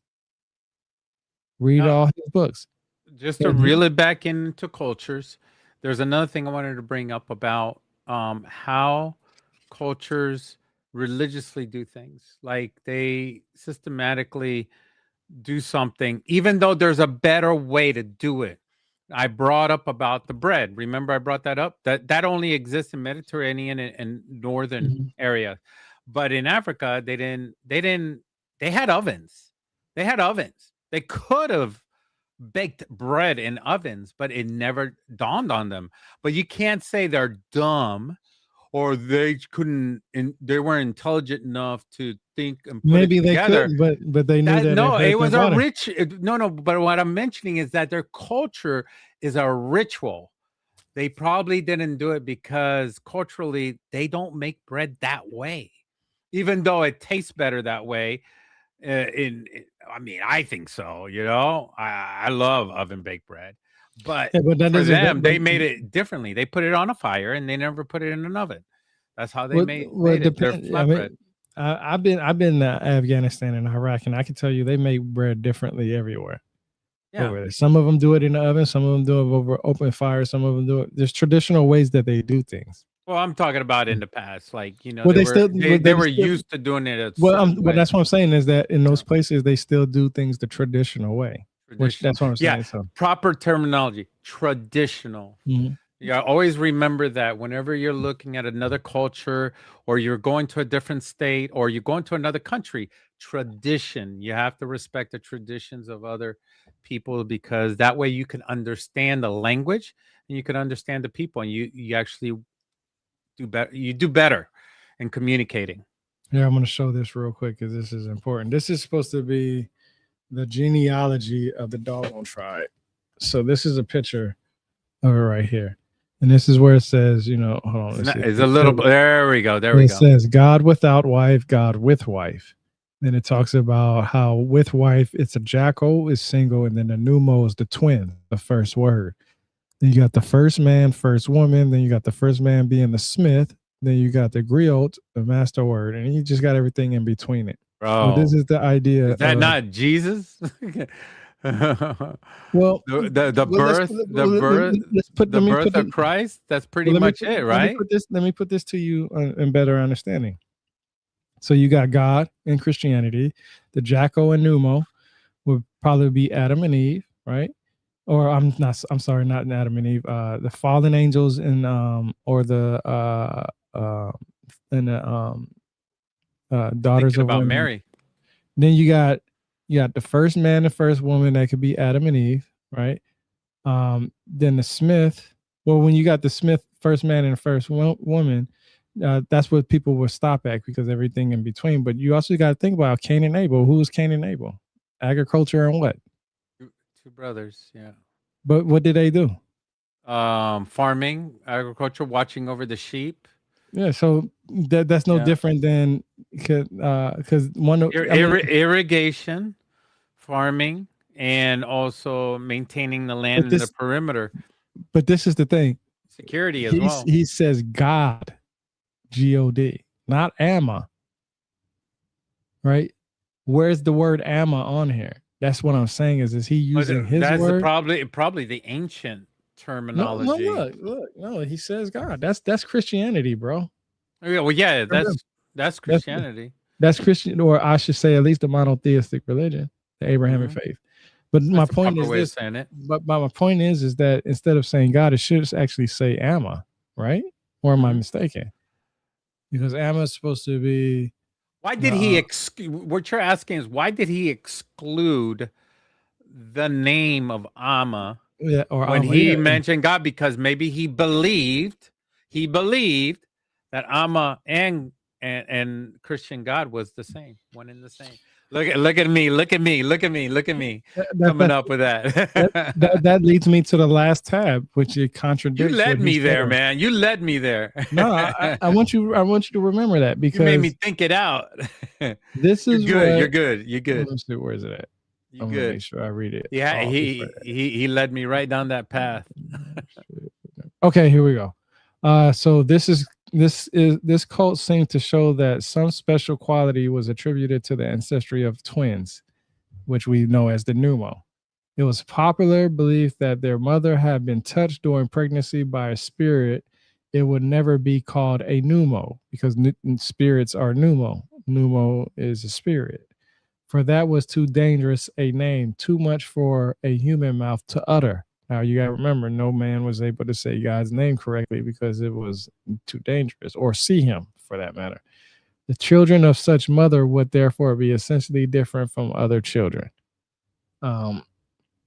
So that was the last tab. And I can tell you, reading this book, because I didn't tab this up because it's already right here. It showed up earlier. Where's it at? This is the signs of the zodiac when I was talking about it earlier. Yeah, that's the original signs of the zodiac. But that's they say that that's modern. When I was looking up signs of the zodiac, the ones that we look at are actually modern zodiac. Well, I'm But not gonna say this is the ancients actually had their own zodiac, like like different animals up in the sky, actually, or different things that we can't even imagine, today. 50. Right? Am I right or wrong on this, Rebirth? Because I'm sure that you've read it too. Like the zodiacs were named differently and they were seen differently in different parts of the world and in different cultures. Yeah. Unlike today, now they're all one thing and everybody follows that same zodiac all over the world. But back then, everybody had separate interpretations of what the star systems are and which stars meant something. It's a beautiful thing. This book is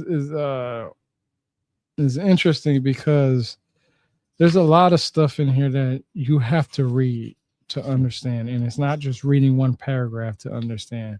So he talks a lot about numbers in here, what each finger means and stuff like that. I didn't have it tabbed up because it's just the whole page actually, so it's not just one tab. You actually have to read the whole tab. So it talks about what each part of the body meant and what part of the body was supposed to be like what. So here's a number system of the body, and he talks about What is that? Acupuncture? Man, it's a whole. So on the bottom it says the social system of. That's the first thing that came to mind when I saw that. I was thinking about acupuncture. Like, okay, so I give you an example. So the Kawi 7 and 8. So 7, 8. So see where 7, 8 is. 7, 8 is where the elbows is at. Where the elbows will be at, right? It says right here. It says copper. Yeah, it says copper. It says the numbers relating to speech. Tridactyls had copper. Yeah. That's why I was telling you to look up similarities, because there's some similarities in here. Yeah, they had copper metals inside the tridactyls, which are the 3-finger, 3-toe beings. That's why they're called tridactyls. And some people, and there was a guy arguing that they were all hoaxes. They're all hoaxes, but in reality, they're not. Only 2 of them were hoaxes from the airport, and they were just some artists created it so they could get millions of dollars from a rich person. But the ones in the University Ica are real life. Yeah. So I was right. Hey, so right here, the bellows. Remember when I was talking about how the lady created the clay, the pottery, the bellows. This is on a different page. It's not tabbed up. I was just looking over some stuff. It says the bellows was made out of 2 vessels of unfired powdered earth and a white sheepskin. So when I was talking about sheepskin and lambskin and all that other stuff, that's what they was using. So they talked about the hammer was in the form of a large iron block with a cone-shaped handle and a square strike. So these people knew about iron. These people know exactly how to use iron. Like I said, this book. Let me see what was the date this book was written. It was first written when? Hold on. It's by the University of Oxford Press. I never noticed that. It's a legit book, right? It says international. It says first published by Oxford University Press in 1965. Yeah, we could believe everything it says now. It's the absolute facts. No, I'm not saying I don't know. I don't believe. I don't believe everything. Matter of fact, messing with you. No. I'm just messing with you. No, I just want to make it. I just want to make it clear that I think my thing is this. If I'm going to talk about the Dogon tribe, before we even have a discussion, if somebody says, "Hey man, can you come on my podcast and talk about the Dogon tribe?" All I'm going to do is go grab this book, and I'm going to stick to this. Now, if they say, "Well, Carl Sagan said this," and Michael Jackson said that, I'm like, I'm only going off of this book. I'm not going off of what anybody else said. I'm not going off of, he say, she say. I'm going off of this book right here. This is my source. Now, if they say, well, what do you know about the updated information? Well, absolutely, I do. I just had a discussion with Larry Scranton. Did I not? I talked about that, right? He's an author of a couple of books from the Dogon tribe himself, and he talks about the science of the Dogon. So I can say I can use him. There's other people also. There's other books which I will go over in the future because I have a couple of other books that talk about the Dogon tribe. But this was on the list, so this is the one that I'm good at. So this book was actually originally published in 1948 as D.U. The near classic offers a unique and firsthand account of the myth, religion, and philosophy of the Dogon, a Sudanese people often regarded as savages. The Dogon are revealed to live by a cosmogony, a metaphysic and religion which puts them on a par with the peoples of antiquity and which Christian theology might indeed study with profit. In recording his 33 days conversation with Ogotemmeli, an elder of exceptional intelligence and wisdom, the author has succeeded in conveying the man's highly individual style. The result is a remarkable portrayal of the Dogon cosmology, and then told as it were from the inside, and that's on the back of the book. So 1948, it was written under a different name, and then it got basically translated. So now my question is... Yeah, go ahead. Ask the question. Now my next question is can we ChatGPT Grok the French version and see how the language changed? And that's something that would be, somebody who was very interested in knowing that. You know what I mean? You mentioned that they don't follow, the Dogon never follow the astronomical charts that we follow, like 2,500 years ago. Our zodiac started 2,500 years old. That's our modern zodiac, by the way. Even though that's a long time ago for us, this is how old this cultural group of people are. The Dogon are so old. We're talking about much older, thousands and thousands of years older. And so they didn't follow our zodiac. But when this anthropologist went there, he compared the modern zodiac with their zodiac. And that was like a big, grave mistake in a way, because you can't really connect both of them and try and translate the modern zodiac with their holistic, spiritual zodiac. It's completely two different things. You know what? I used to believe that too, just recently. But this is what Walter Van Beek said, though. No, I think honestly, because now that I'm anthropologist, when I'm reading this book, the symbols book that I've been telling you about, they mention the Dogon tribe religiously when it comes to any of the foundationing understanding of what we know about any myths. Like literally, they mention the Dogon tribe more than they mention the Sumerians. I'm not kidding. Really? Matter of fact, two things that they mention the most about: Masonry and the Dogon tribe. There's two things that most of those tabs, I'm going to say probably about 20 or 30 of them, 30% of them is probably Dogon and Freemasonry, because they literally talk about them a lot. I mean, a lot. And it's interesting because there's a lot of things that I learned in this book that a lot of people don't talk about. That's why I always try to understand the meaning of words. My wife is actually the one that put me on that. Is that I actually have dictionaries. And I got an etymology dictionary that's over there. I got the signs and symbols. I got a thesaurus. I got Webster's. I got dictionaries, everything. So words mean something to me. What I mean by that is, if you're telling me that the Dogon said this, I want to understand it in their language, or at least the closest to it. So I'm going to see what the origins of the word. Then I want to understand the word that it was used at that time frame. So if we're talking about this book was written, in 1948? Words that was used in 1948 do not mean the same thing in 2026. We know that. Don't even have to go over any words for that. So my thing is that because he uses some words in this book that will blow your mind. Like it's crazy. Some of the stuff that I hear people reading, I'm like, yo, that wouldn't fly here in 2026. Some talking about people getting canceled. Yeah, you'll definitely see that and hear that. But my point is that the tradition, the similarities, the differences, the cultures, the ideas, the religions. We know that every culture civilization has one mighty powerful God.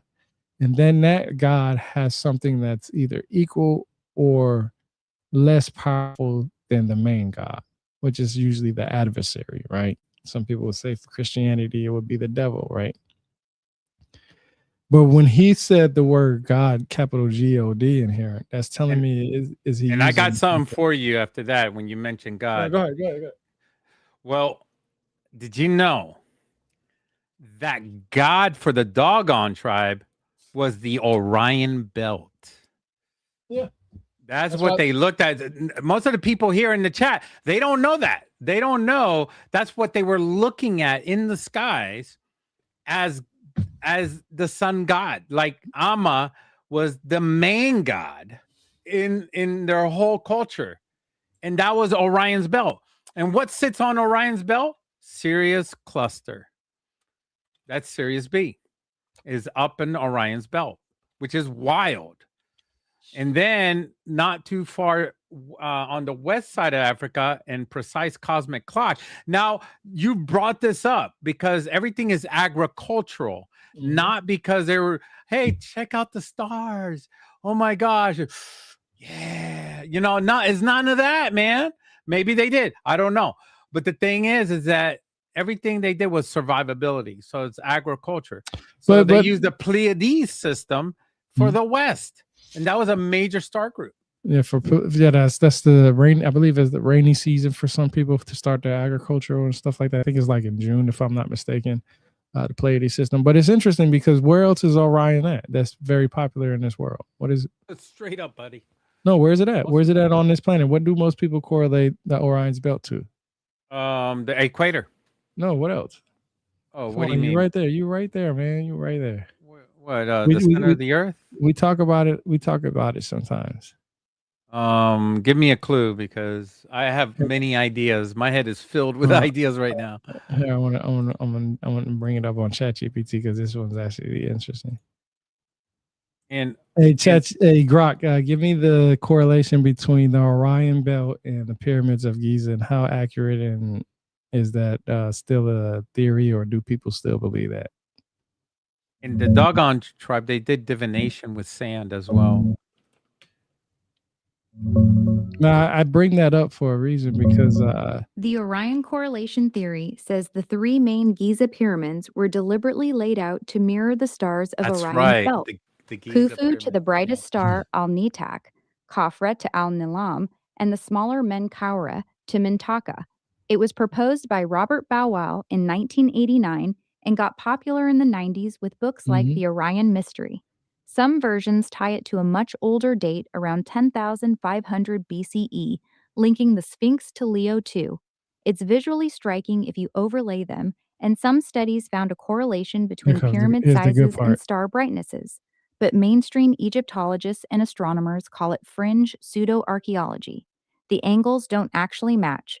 Pyramids sit at about 38 degrees from north, while Orion's belt was at 47 to 50 degrees even back then.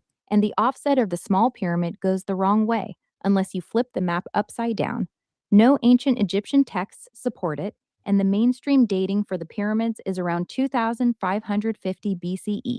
It's still very much a theory that a lot of people believe in alternative history circles, on YouTube, and in books by folks like Graham Hancock. But in actual archaeology and Egyptology, it's widely rejected. The resemblance is seen as coincidence or selective pattern matching rather than intentional design. The debate's been going strong for 30 years and hasn't really shifted. I'm about to bring some information. Hey, Grok, tell me the correlation of the Orion's belt in agriculture, and has it been used for agricultural needs? This is why I'm gonna get everybody on page when I talk about this. Orion's belt and the whole constellation have been used in Yeah. agriculture for centuries, Mm-hmm. but not like a precise GPS, more as a seasonal clock. Mm-hmm. In ancient Egypt, Orion represented Osiris, the Mhm. god of rebirth and agriculture. Its pre-dawn rising around midsummer signaled the Mhm. Nile's flood, which was Mhm. everything for planting. No Mhm. flood, no crops. In many Mhm. other cultures, farmers watched Orion's position to know when to plant or Mhm. harvest. For example, its appearance in the evening sky in autumn often meant finish harvesting, winter's coming. Some indigenous groups, like in the Philippines or among Native American tribes, used its rising or setting to time rice planting Mhm. or other crops. It's still a theory? No. This one's well documented Mhm. in folklore and traditional knowledge. People Mhm. really did use it. The Pyramid Orion link is the controversial one. This practical farming got use you. is straightforward and accepted.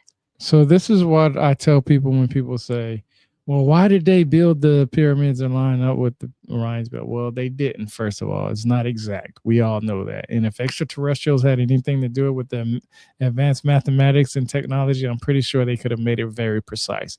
But the point, But it was 6,000 years ago. It was in a lower orbit. It was in the lower portion of the sky than it is today. That is up in the north. And someone brought that up in the chat. Thank you for bringing that up in the chat, Anna. And I appreciate that. and that's what I'm saying is that most of these things can go to agriculture. Agriculture is literally the foundational backbone of our survival. Why wouldn't we use something like that for agriculture if that's the best clock that we can have? Remember, back in the old days, computers weren't this small type of computers that we had. They had whole buildings that was a computer. Now we're lucky to carry it around in our phone, right in our hand. Dude, our phone is so powerful now.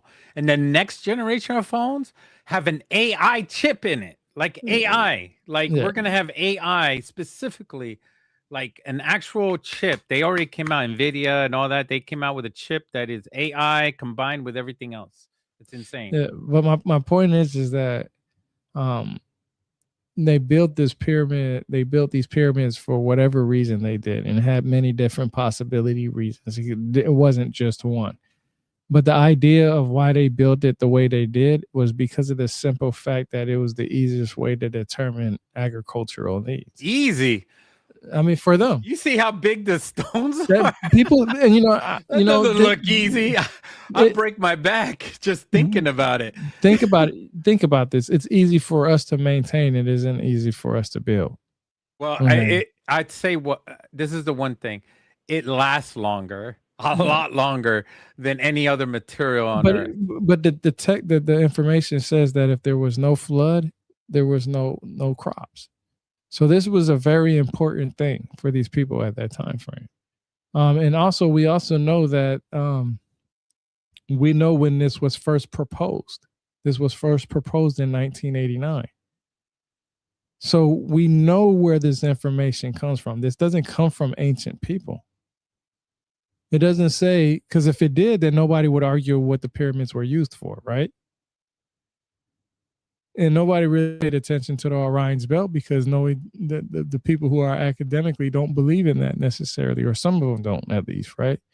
Because it's not precise. It's not 100% accurate. It's close by. I mean, they could have built anything there and they could have said, hey, that's part of the Orion's belt. They built it because of the Orion's belt, right? We don't know that. But what we do know that is that it was proposed in 1989. And in the book, like the Orion Mystery, and some versions tied to it much older date around 10,000 BC, linking the Sphinx to Leo too. So you got these different theories, but we know that as far as right now, what the facts are is the simple fact that it was proposed by Robert Duvall. So let's make sure. So Grok, tell me, so you're telling me the Orion correlation was never ever mentioned in any other text, ancient text at that. It was only just in recent of 1989. And this was what people would do. They would ask Grok or ChatGPT for verification. That's what the hell I would do. Shit. Yeah, that's right. The specific idea that the three Giza pyramids were built to mirror the stars in Orion's belt, that's brand new. First proposed by Robert See? Bauval in 1989. There's nothing in any ancient Egyptian text that says the pyramids were arranged that way. Ancient texts, especially the pyramid texts, Yep, I read do that. link We'll go Orion over to that. Osiris, the god of rebirth, and talk about the dead pharaoh becoming a star with Orion. But they never mention different pyramids representing different stars in Orion's belt, or anything like a ground map of the constellation. Mainstream Egyptologists point out there's zero textual support for that part. So the visual resemblance people notice today, it's a modern interpretation, not something the ancient Egyptians wrote down. So my point is when you hear people like Billy But Carson, does it need to be written? That's the question. It's like, okay, so when does it become too okay, obvious let me ask to you. make I it know, known? I got That's you. I the got question you. we need to I got ask you. ourselves. All right, so Grok, so you're telling me that even though it was never mentioned, is there any depictions, pictographic scripts, signs, symbols, annotations, anything like that that indicates that in any way? That's basically what you asked. And then we'll see what it says. I'm saying that nobody has ever written anything about it because it's too obvious. No, there aren't any ancient depictions, pictographs, symbols, or annotations that show the Giza pyramids representing Orion's belt or being laid out as a map of those stars. They did depict Orion, called Sa, linked to Osiris, as a man with three stars above his head in a row, like in the tomb of Senenmut from around 1470 BCE, about 1,000 years after the pyramids were built. Mhm. That's the closest thing, but it just shows they recognize the three-star pattern of the belt. Nothing connects those stars to the actual pyramids on the ground. The whole idea of the pyramids mirroring Orion's belt is a modern observation from 1989 with no ancient See, visual so or written reference to back it up. my point is when you hear people like Billy Carson that says that, Giorgio Tsoukalos that says that, ancient aliens say that, anybody that's UFO extraterrestrial say that, they're saying that because the first time it was ever proposed was in 1989. Now, if they say that it was mentioned before that, now they have to provide information for that. They have to give you the facts. Like they said, they did depict Orion called Sa linked to Osiris, but that was 1,000 years after the pyramids were built. I think the argument is So- that the Dogon tribe considered the belt as God, pretty much. Well, Like that was the main thing, and I think I wouldn't say that. they're connecting that in Africa to the belief. Like you said that not all. Remember how I brought up and I represented all of America culture, and I did that on purpose. Well, there's a possibility that even modern day people like Billy Carson and everything are representing all of African culture based on that star system. Well, see, as I don't being- go off of probably. being God. I can't put words in somebody's mouth. I need to know what I'm not actually- trying to. No, but no, I'm, that's what I'm saying. just That's bringing what I'm it up No, because that's what I'm saying. we discovered what the Dogon tribe Yeah. believed in From- and what they saw. Well, from Marcel Griaule's perspective, my point is that is not the fact that I don't. It's not about what is he right and other people are wrong. My point is that when people go out and say that the pyramids were built around the Orion belt because of this, that, and the third, my first question is where did you first hear that from? And if they say, well, I've seen it on YouTube, and I'm going to say, well, did you know in 1989, this individual is actually the founder of this idea? And then if they say, well, this person said it goes back to ancient times, and I'm going to say, well, what time frame are they going? Because the earliest depiction that we have of a 3-star over somebody's head is 1,000 years after the pyramids were built. So that's where we go with the facts. So my point is that there is nothing that actually says that. That's just an opinion that people go on because that's what they heard. What difference does it make? Because some people have actually said that people come from the Orion belt system. You actually talked about Pleiades being in that area, or Sirius, right? Which one was it? Pleiades is further west, and then No, Sirius you said is it also was- west. Sirius B. Well, you said something was close by. I can't remember that you was talking about. Yeah, we're talking about Sirius. It's It was- it's west of the city. Okay, so yeah, so that's what I'm saying is that The You know, belt, the belt. If it was the belt, and I asked Gemini 3, I asked if it is the belt, if it was the belt, where would Sirius be? And it said it would be west of the city. Hmm. Or Okay, so west of the pyramids, within like a where they have houses and all yeah. that. But we don't know what's built there. Honestly, they got to do a lot of digging. Well, my point is this, man, is that there's three main things that I've confirmed through this. One is there are people who can look at that star system. Okay, it's very rare people, but they can definitely see it, right? So that's something that I learned. So when people say that it's completely naked it's completely invincible to the naked eye, I'm like, that's not true. Okay. The second important thing that I've learned is that the god Amma. You brought up Amma. One more thing that Gemini 3 says, that the orientation of the Orion belt from one star to the other, 6,000, or when was the pyramids built? Like 2000, they say 2500 BC. Yeah, a long time ago. The point from point aligns perfectly. That's why they bring it up. It aligns perfectly from one pyramid to the other.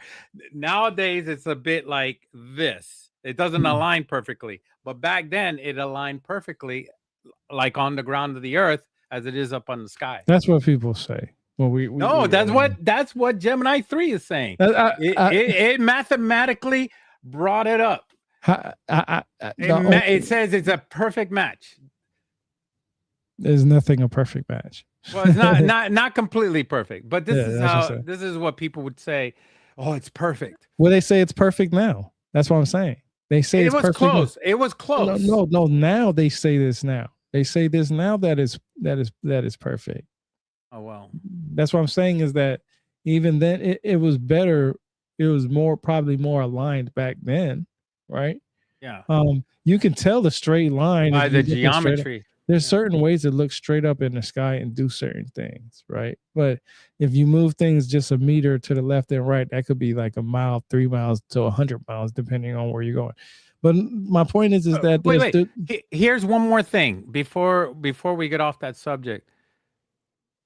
We cannot discount that there's no information about the alignment of the stars and the building of the pyramids being together, because we really haven't discovered all of Egypt, and we haven't read everything of Egypt. We haven't even gotten we can just say majority of everything that's written about Egypt. We saw one place, a couple of walls and some things, and say, oh, this is it. This is how it was built. This is the way it's going to be, but they keep uncovering more and more stuff. Wait, hold on. Okay, so yeah, it says, but there's a wait, hold on. I want to make sure I read it right. Headset keeps popping out. Get excited. This is a lot to read.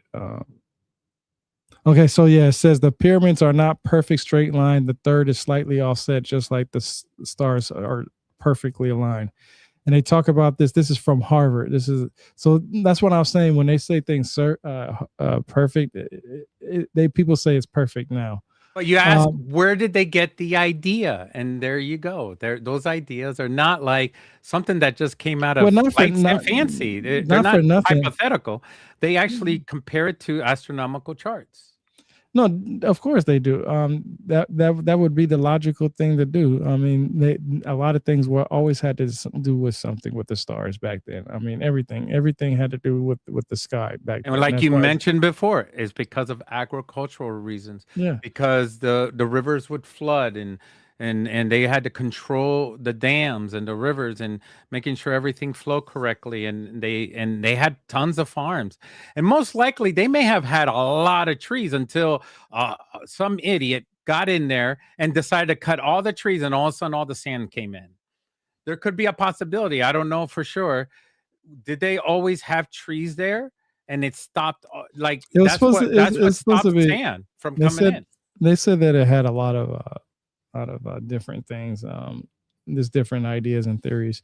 Kept the desert from flowing in. Like I said, and the third thing that I think that I can say that I learned, or the second thing was Amma. was talking about how Amma and God was one and the same if you look at the most powerful gods. And the third thing that I found out interesting that I actually like about this, that I learned, that I took from all this information, is that the Orion's belt correlation. The idea came from 1989. So anybody that says it in the ancient text, they're just telling you that because they want to tell you that. But we know that right now it's in 1989, and unless somebody can bring a definite answer that they was talking about the Orion's belt and how they say they got a papyrus that says we built the pyramids according to the Orion's belt, and until then it's just a theory, because literally right here it tells you proposed by Robert Bauval in the 1980s, 90s, popularized in the Orion mystery. It suggests the three largest pyramids were basically correspond to the three stars in Orion's belt. Now, anybody can say what they want to say, but this is a guy that talked about that in 1989. To understand his ideas and his theories, what I am going to do right now, since we are on this case right now, I am Let's going to go, look chat. for his Let's book. go. No, I'm gonna look and see if I can find his book. Charge it on up. PDF, and then maybe I'll read it in the next couple of weeks, and we can go over it and break this whole shenanigans down. Yeah, I'm still in my head. It's in my dome now. It's down like a conspiracy theory now. Yep, here we go, right here. That's what I'm imagining. Yeah, so he has the book right here. So, like I said, if somebody says something, you better be right, because I'm telling you, I'm gonna go read your information. So this book is loading up on my screen right now. Let's see. We'll go over it. I'm gonna read this book because this is a very important book. I don't know why it's taking so long to. It's a big book. How many pages? It says 00. It does that with some of the books. I don't know why. I'm gonna actually download this book. I want to read it. We'll go over this book, and I can tell you what the facts are from the fiction, and whatever I find interesting, and we can go over it. Go back and tell them. After I mentioned about there probably were a lot of trees over there, it's going through my head how some kind of leader and like some kind of pharaoh that said, I want to build a yacht. We got all the wood right here. Why do we need to go so far south and wait months to build my yacht? We could cut down all the trees here and we could make my yacht. And then when he did that, all the desert sand came in. That's how I imagine it. It's my assumption, but somebody said, I don't want to listen to the scholars. Here we go. Here it is, right here. 375. That took that long for 375 pages? Maybe it's a picture page. The Genesis of the Orion. So here we go. I'm gonna read this book. And then we'll do it. Matter of fact, this will be the next book that I read. Because I'm actually reading a series of books right now. But he got pictures in here. Yeah, hell yeah. Jeff Bezos was a pharaoh back then. Yeah. So you got pictures in here. Scenes of the Book of the Dead, the weighing of the heart, representation of a worthy soul at the court of the Osiris. Osiris is okay. Yeah, I'm gonna read this book. We'll go over this book next. So that this is basically the end of the show. We went over the Dogon tribe. We went over a lot of stuff. We ended up being astronomers than we are. But I mean, that's what this book hit upon a lot, was about the astronomy of and the agriculture of. I'm sending this book to my Kindle. I'm sending this book to my Kindle right now. And believe it or not, there was 3 questions that I still had, but there was just not enough time in the world. No, ask them real quick. No, not anymore, because we gone all over the place. No, it's okay. Go ahead. It will take another hour to go through all that stuff. Oh. Well, I'm sending. They're not quick. They're not quick questions. They are just next week. They're deep. By next week, we're gonna go over this book right here, the Orion Mystery. We'll go over this one right here. This one right here. We'll go over this book right here. Orion Belt. Yeah, we'll go over it. And what cultures used the Orion Belt, and for what reason? We'll go over this book. Yeah, we'll go. Oh, we should research. Everybody, this is your homework too. Actually, we do the homework for you, but we're gonna be looking into all the cultures of that follow Orion, or what they called the Orion Belt and what they named the Orion Belt. That's what we would be researching. This will be the next book right here. Um, like I said, I hate to say this. I'm actually on a new journey on some stuff right now. So it's a very interesting journey. I'll be revealing the information soon. Oh, Not in, is it good or bad? Good or it's good. bad? It's good. It's good. It's good. Okay. But Is it have anything to do with your walkabout? Live walkabouts out there in the museums and stuff, or is it something completely different? something in there got me to where I'm going, and if you'll see, I'm gonna do a whole thing. Matter of fact, it will be what I would do. What I'm going to do is instead of me doing a boots on ground for this video, Were you gonna I'm go to going to Orion? I'm going to do a live video and talk about it. So this is going to be a more personal thing because and you, of course, I'm going to have you come in too, so you can ask some questions and there's going to be like that. somebody. There's going to be somebody in this. We have no, a it's going guest. to be me. No, it's going to be me. It's going to be me. It's a new journey that I'm on. But the thing is that I have this website rebirthoftheword.com because we're about to end the show. I promise I won't be easy on you. And in that section, I have a lot of books. Like I've read a lot of books in my lifetime. I have a website, rebirthoftheword.com, where I have go a to it, section everybody. called Knowledge is Power right here. This tab right here. You click on it. Now this is interesting.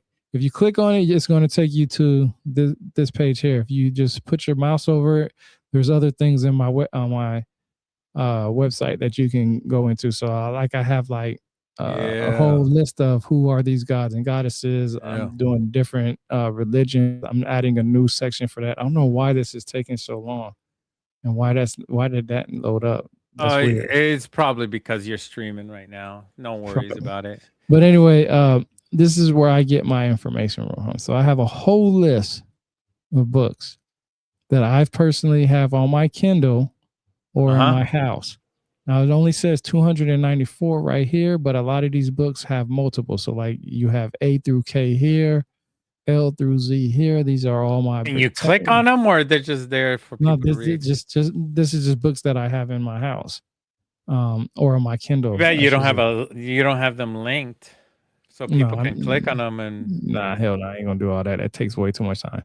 But I have a lot of encyclopedias. 294 times.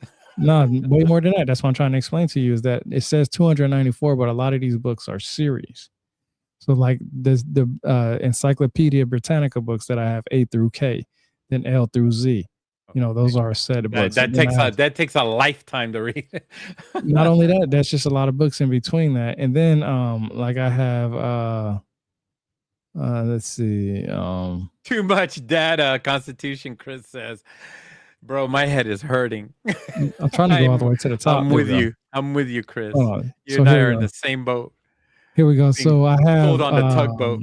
Where is it at? We're on the Rebirth tugboat. Books on how to learn how to read biblical Hebrew. So I've been teaching myself that. I have multiple different Bibles in here. The Iliad and Odyssey. So that's one book. That's one book, but it's two different books. So it's a limited edition book. So that adds to the list. I got let's see, where's it at? I want to find that one that I always talk about. We get it, bro. We get it. Where's this? So you're book smart. You're book literate.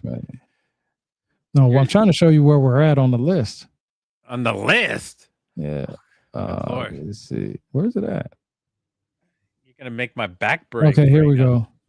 So we're right here. So we're on 74 of probably like, I'm going to say out of all this list, there's probably about 800 books actually, because it's just, like I said, these books. Plus, I don't have a lot of these books. I know we're not going to be going over the Holy Bible.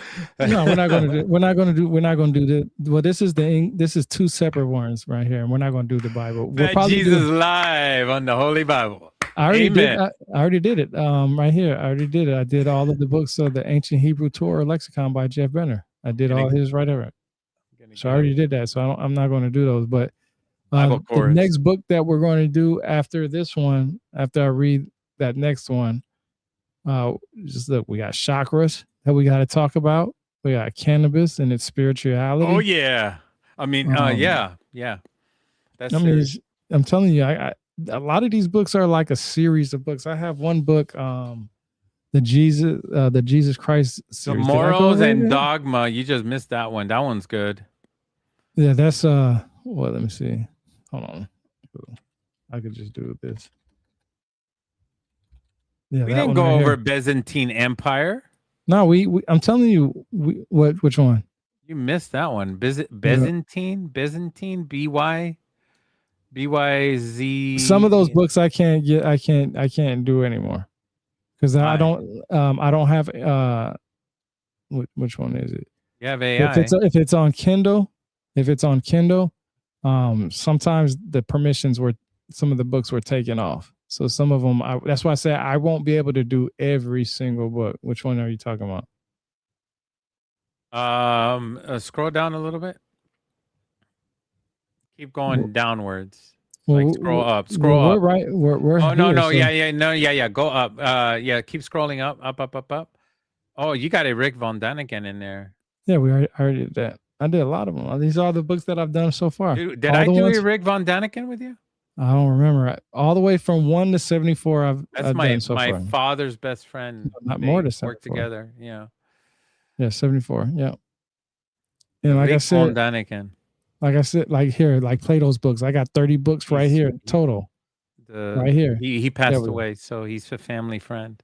So that 294, you might as well add 30 more books to that. Like I said, I got like 800 on the list because this is 30 books right here. And then I got Herodotus. Like, look here, when I was talking about Herodotus earlier in his books, the complete works of Herodotus illustrated the histories right here.